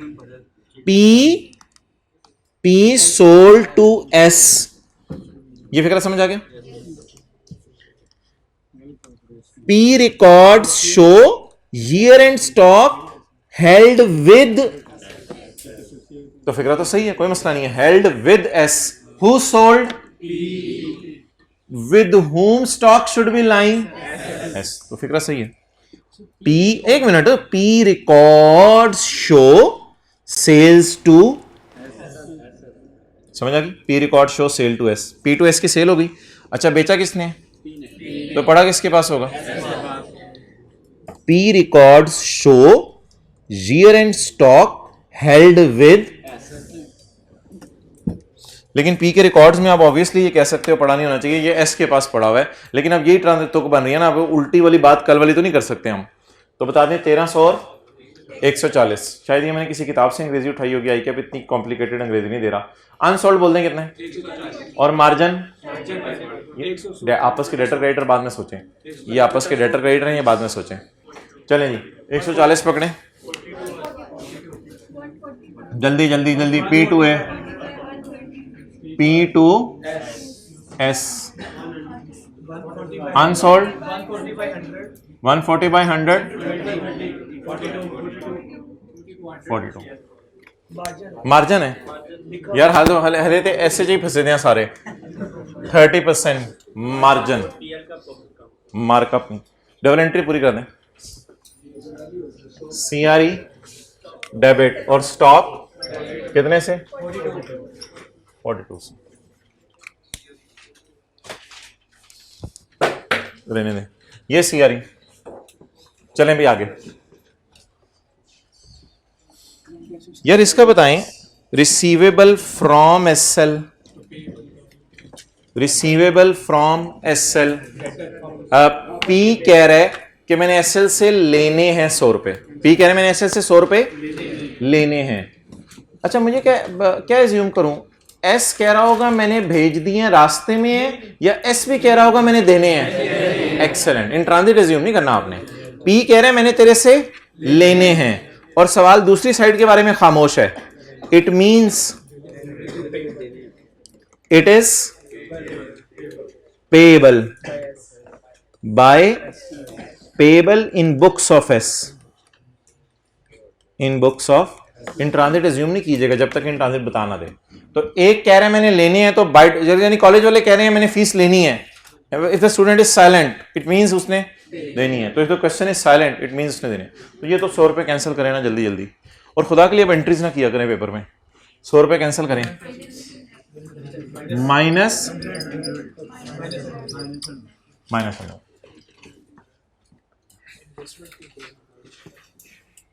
यार ये एसोसिएट्स वाली ट्रांजैक्शन जरा देख लेते हैं। हैंड रिटन पेज 4 हमारे सामने होना चाहिए जहन में। Handwritten page 2, P to A, और लंबा सा काम कर लेते हैं, टाइम ही जाया करना है। सोल्ड, अनसोल्ड, अनसोल्ड का प्रॉफिट 100 डिवाइडेड बाय, आगे बोलें, पीस शेयर 10। चलें जी, किसने बेचा? पी ने। पीआरई को डेबिट कर दें, सीआरई। किसने खरीदा? किसने खरीदा? अक्सान, मैं आपसे सुनना चाह रहा हूं जवाब। किसने खरीदा? ए ने। किसके स्टॉक में पड़ा है? ए के स्टॉक में पड़ा है। तो ए का स्टॉक हमने बैलेंस शीट के मुंह पे शो किया है? नहीं किया। तो अब क्या करें? आ जाके जोर इन्वेस्टमेंट पे निकालें। Well done. ये मेरे असल में रिश्तेदार हैं, आज मैं आपको बता रहा हूं। अच्छा, 10 अक्षर मारा है वो। सीआरई डेबिट और इन्वेस्टमेंट क्रेडिट। ये कौन सी कॉन्फिडेंशियल इंफॉर्मेशन थी? अच्छा, तो सीआरई डेबिट और इन्वेस्टमेंट क्रेडिट। बोले बोले बोले बोले, क्या लिखूं इधर? P टू सीआरई डेबिट और इन्वेस्टमेंट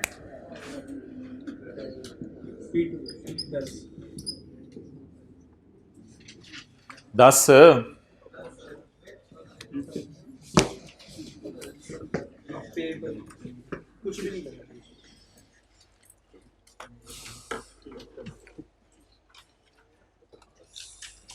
यार ये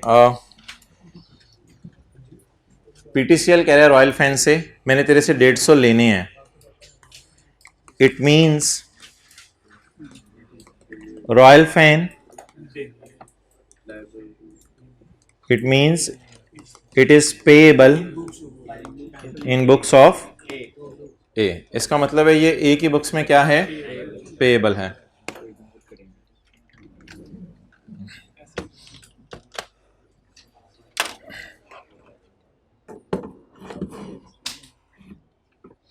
क्या करते हैं आप लोग? Control alt delete. Control alt delete F4 का बाप है भाईजान, ऑल्ट F4 का। कभी आप आइएगा, आपको बताऊंगा ये रिश्तेदारियां।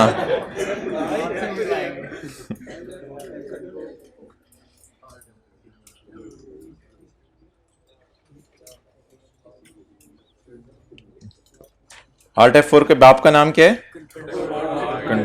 कंट्रोल और डिलीट के बाप का नाम है लैपटॉप को फेंक दो, खुद ही बंद हो जाएगा सब कुछ।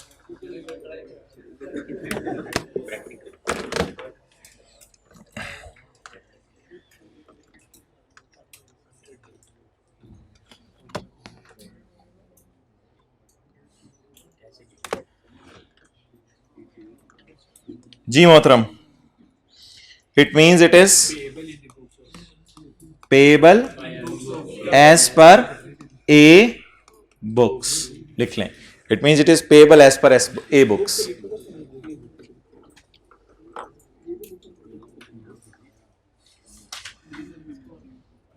It means it is payable as per a books. अच्छा यार, मुझे ये बताएं कि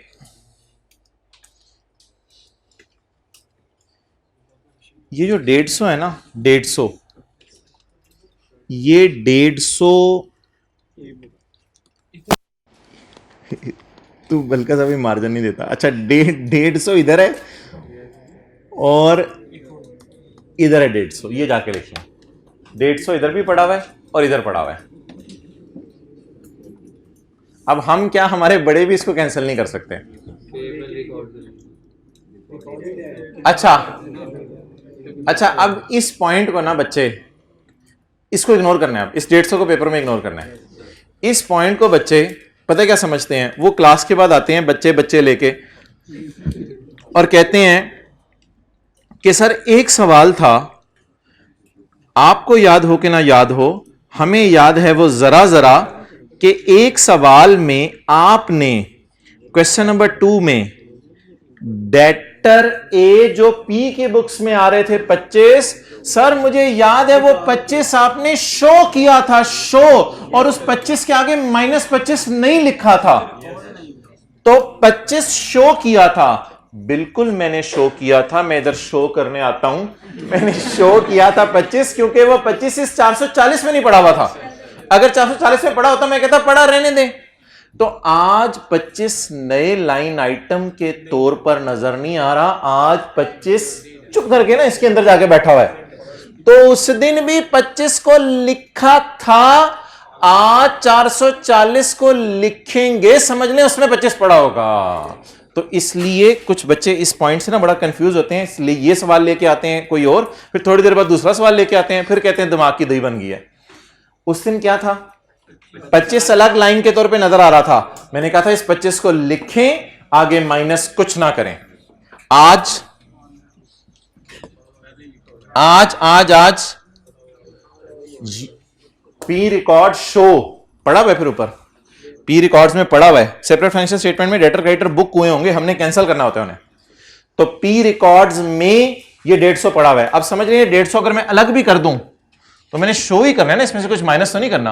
अब इस 150 को इसमें पड़ा रहने दें, इसके आगे -150 लिखने की कोशिश ना करें। तो जस्ट इग्नोर दिस ट्रांजैक्शन, इस 150 को पेपर में इग्नोर करना है आपने। आजकल ना पेपर में एक सवाल आ रहा है कि show items which you are ignoring, तो उसमें आपने कुछ साइंस नहीं मारनी कि लंबी लंबी तफसीलें देने लग जाएं। उसमें आपने कहना है 150 इन PL record of AL will be ignored. इस तरह भी पेपर में आजकल सवाल आ रहा है, तो कहना है इसको मैं इग्नोर कर दूंगा। एनुअल इंपेयरमेंट 20 की, जल्दी जल्दी एनुअल इंपेयरमेंट 20 की। इन्वेस्टमेंट में जाके अभी इंपेयरमेंट थोड़ी देर पहले पोस्ट कराई है। इंपेयरमेंट कितनी जी, इस पे कभी परसेंटेज नहीं लगानी।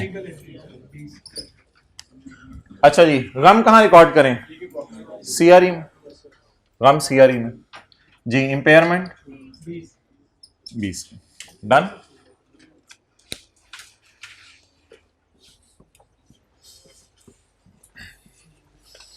जी भाईजान, वर्किंग 6 में ये मैंने तीनों क्यों डाले हैं, बैलेंस शीट के एंगल से सोच लें थोड़ा सा। कल मैंने बहुत सी शाबाशें देनी है, एक एक एडजस्टमेंट आपने जो सही करके आनी है पीएनएल के मुंह पे। हैंडरिटन पेजेस की हेल्प से इस सवाल को पीएनएल का पूरा सही करके आने कल। अच्छा मुझे ये बता दें, आप बैलेंस शीट के एंगल से सोचें, पेरेंट पे एक ही करके सोचें। पेरेंट ने क्या कर दिया, पे नहीं, मैं आप तो शायद दूसरे पेजेस की बात कर रहे हो, मैं रेड पेज की भी बात कर रहा हूं। पेरेंट ने जो बांटा है 10%, तो बस वो उसने पे कर दिया, रिकॉर्ड कर दिया, छोड़े पर बैलेंस शीट में रिकॉर्डेड है। सब्सिडरी के क्वेश्चन 12 की तरह सोचें, तो ये क्या है, पेड है, अगर पेड है तो खत्म है। एसोसिएट का भी उसी तरह सोच लें, if it is paid then it is recorded. Recorded तो बैलेंस शीट में रिकॉर्ड करने की जरूरत है या ऑलरेडी रिकॉर्डेड है, तो बैलेंस शीट में इनको छोड़ें। पता नहीं पी&एल में आप क्या करेंगे, शायद आप घर जाके सोचें किसी ने रिसीव कर लिया है, इस तरह शायद आप घर जाके कुछ सोचें पी&एल में, वो फिर इंशाल्लाह इट्स अप टू यू, वो आपके ऊपर होगा, आप घर जाके पी&एल के बारे में क्या सोचेंगे। अच्छा, अब आप टोटल्स कराने से पहले एक चीज हमारी मिस हो गई थी, वो प्री थी किसकी, एआरई की, एसआरई की भी मिस हुई है, ठीक है, दोनों की प्री निकाल लें। डेट ऑफ एक्विजिशन बताएं। नहीं इसकी तो आसान है यार, सब्सिडरी की क्या है, यकम जुलाई 17, तो ये वर्किंग हमें हेल्प कर गई, कितनी है 353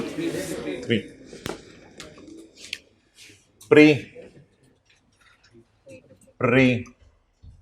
353, ये मेरे ख्याल से आई है वर्किंग 6 से, ऐसा ही है ना, वर्किंग 6 से।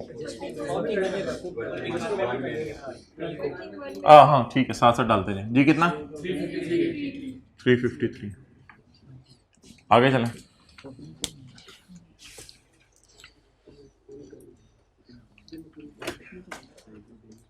ए को कब खरीदा यार, 1 अप्रैल को, तो अप्रैल मई जून 3 महीने पोस्ट हैं और उससे पिछले प्री हैं। मुझे प्री चाहिए, प्री मुझे कौन सी डेट चाहिए, यकम अप्रैल 18, जरा यकम अप्रैल 18 पे पहुंचने का तरीका बताएं। मैं यकम जुलाई 17 पे खड़ा होकर देख सकता हूं या 30 जून 18 पे, लेकिन मुझे क्या तारीख चाहिए? यकम अप्रैल 18। हिम्मत करें कैलकुलेटर पे, यकम अप्रैल 18 जल्दी निकालें। बीडी, हाँ बीडी जमा पैट इंटू जुलाई अगस्त सितंबर अक्टूबर नवंबर दिसंबर जनवरी फरवरी मार्च अप्रैल, मार्च 9 मंथ्स। इधर क्या लिखूं? प्री, थोड़ी देर पहले लिखा था। प्री कैसे निकलना है? ब्रॉड डाउन प्लस 9 मंथ्स जी, ब्रॉड डाउन 224 प्लस 148 इंटू 9/12 335 जी भाई। पोस्ट बता दें।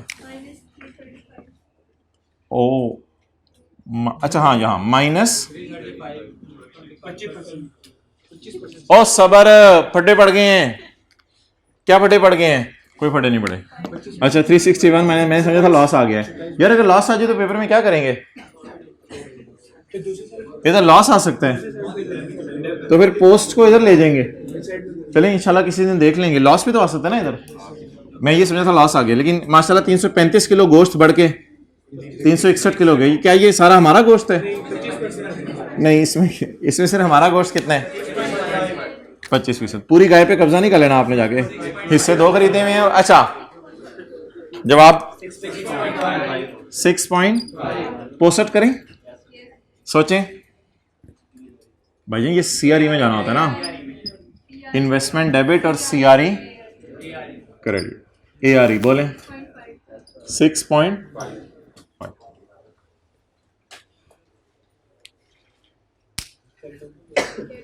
No, not at all, not at all. नहीं, एसआरयू सिर्फ फारिंग है सब। इधर देखें, इधर प्रोपोर्शनेट शेयर निकलना है, इधर गुडविल निकलनी है, वो इधर आनी है, इसका कैरी डाउन आना है, इसका कैरी डाउन आना है, इसका कैरी डाउन आना है, इसका कैरी डाउन आना है, और ये फेस पे चले जाने। मैं P&L बनाने लगा हूँ 5 मिनट में। जिसने जाना है वो बैठा रहे। मैं P&L बनाऊंगा।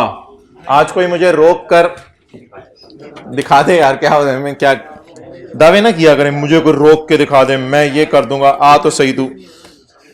अल्लाह को दावे पसंद नहीं है, अल्लाह को दुआ और दावत पसंद है।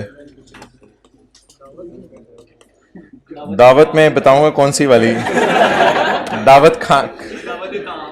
दावत में कोई और बात कर रहा हूं, दीन की दावत। अच्छा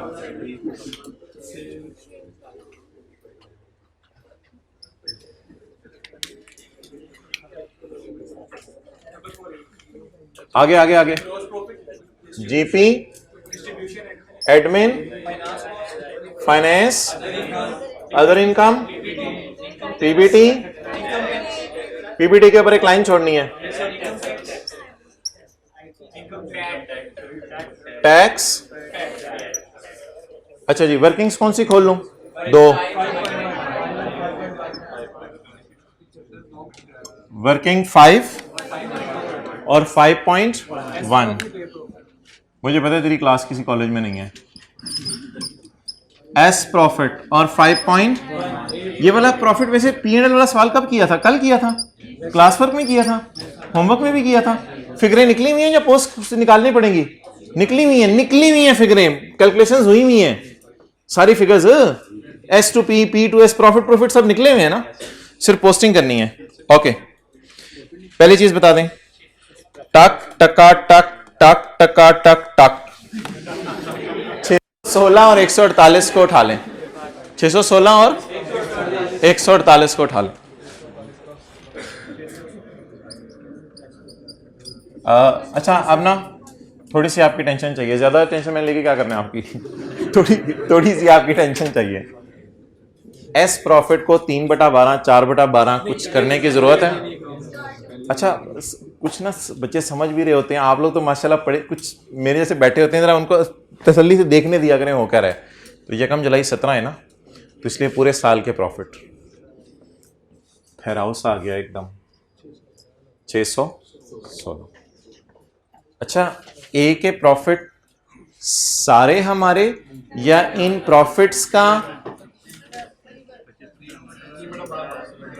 3/12 का 25% हमारा? 3/12 का सुबह सुबह कैलकुलेशन की थी एक हमने। ए के प्रॉफिट 140 इंटू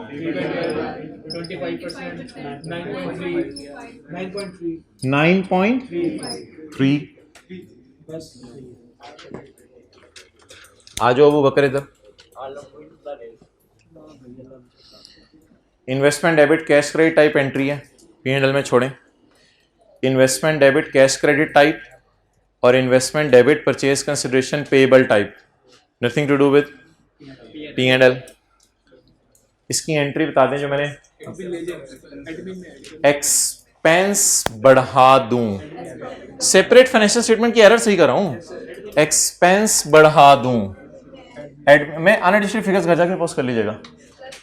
+87 एसआरई टाइप चीज है, तो फिर प्रॉफिट फॉर द ईयर को भी कम कर दें।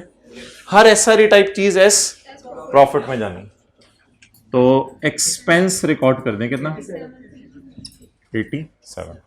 तो ये एक थोड़ी डिफरेंट सी एडजस्टमेंट थी, बाकी तो कुछ भी नहीं है। स्टॉक की एडजस्टमेंट, एम्पेयरमेंट की एडजस्टमेंट तो आप इंशाल्लाह कर ही लेंगे, करवा देता हूं। ये P2S है, सेल और कॉस्ट ऑफ सेल में से कितना माइनस कर दें? 1300। अच्छा, थोड़ा सा ना पेपर में टाइम सेव करना सीखें। 1300 इधर माइनस कर दिया। और एक बात जरा नोट करें, ये फिगर अल्लाह का शुक्र है निकली पड़ी है। 42 cost of sale debit stock credit. आखिरी सवाल मेरा, will it hit working 5 because it is P2S। तो अब बताएं वर्किंग करनी पड़ी या डायरेक्ट ये फिगर्स निकल आई? तो कोशिश करें वर्किंग्स अवॉइड करने की। ये 100 रुपए तो debtor creditor type balance sheet type चीज है, ये अल्लाह का शुक्र है निकला हुआ है। इसको सोच लें उसके एतबार से, P&L के एतबार से। किसने बेचा? किसने प्रॉफिट बुक किया?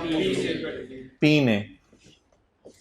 तो P का प्रॉफिट तो इधर पड़ा होगा, तो खाली आपको पता है इसमें सेल वगैरह में नहीं काटनी होती, जमा 10। देखिए कितना आसान सवाल होते हैं, सिर्फ आपकी थोड़ी सी ग्रिप होनी चाहिए टॉपिक पे। +10 डन। भी आप पेपर देने जाएं तो आपको पता चले। अच्छा जी, इंपेयरमेंट 20 की, किसी को याद हो इंपेयरमेंट मैंने P&L के मुंह पे कही थी या वर्किंग 5.1 में कल डाली थी? होमवर्क के सवाल में भी वर्किंग 5.1 में डाली थी, क्लास वर्क के सवाल में भी वर्किंग 5.1 में डाली थी, आज के क्लास वर्क के सवाल में भी वर्किंग 5.1 में डाल रहे हैं जी। बोले बोले बोले कितनी कितनी? 20। Where is working 5.1?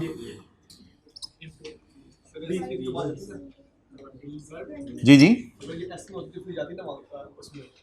हाँ हाँ हाँ हाँ, वो तो फिर अगर इनसे फेयर वैल्यू पर वो सारा ओवर जी। बस एक मसला, बस डिविडेंड्स को आपने 2 फुटनोट डाल दीजिएगा, P's share of a dividend और P's share of S dividend. Dividend pay कल बात कर लेते हैं, कोई जल्दी नहीं है। डिविडेंड पे कल बात, एक मिनट, ये अनलकी ना लॉस आ जाएगा आपका, ये लॉस आ जाएगा। तो पीबीटी के ऊपर क्या लिखेंगे? Share of loss from associate. अच्छा इधर देखो यार, कैमरा लाओ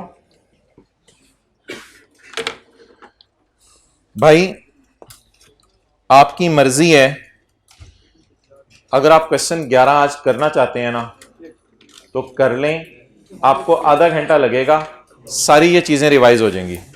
अगर आप पौना घंटा मुझे दे दें आज मेरे घर ना, पौना घंटा मुझे दे दें, क्वेश्चन 8 पौने घंटे में कर लें और क्वेश्चन 11 पौने घंटे में कर लें, तो आमतौर पे टीचर 2 घंटे मांगते हैं, मैं आपसे 1.5 घंटे मांग रहा हूं। तो क्वेश्चन 11 अगर कर लेना तो खीर हो जाए। कितने लोग इसे कर लेंगे? 8 और 11 साथ ही एक सिटिंग में बैठ के कर लीजिएगा। ये ऊपर लाइब्रेरी बनाई हुई है, उसके अंदर कोने में ना बैठ के साइड पे मुंह दीवार की तरफ करके। लास्ट एडजस्टमेंट रह गई है ना, तो मैंने कहा ये कल कराऊंगा इंशाल्लाह। तो नहीं है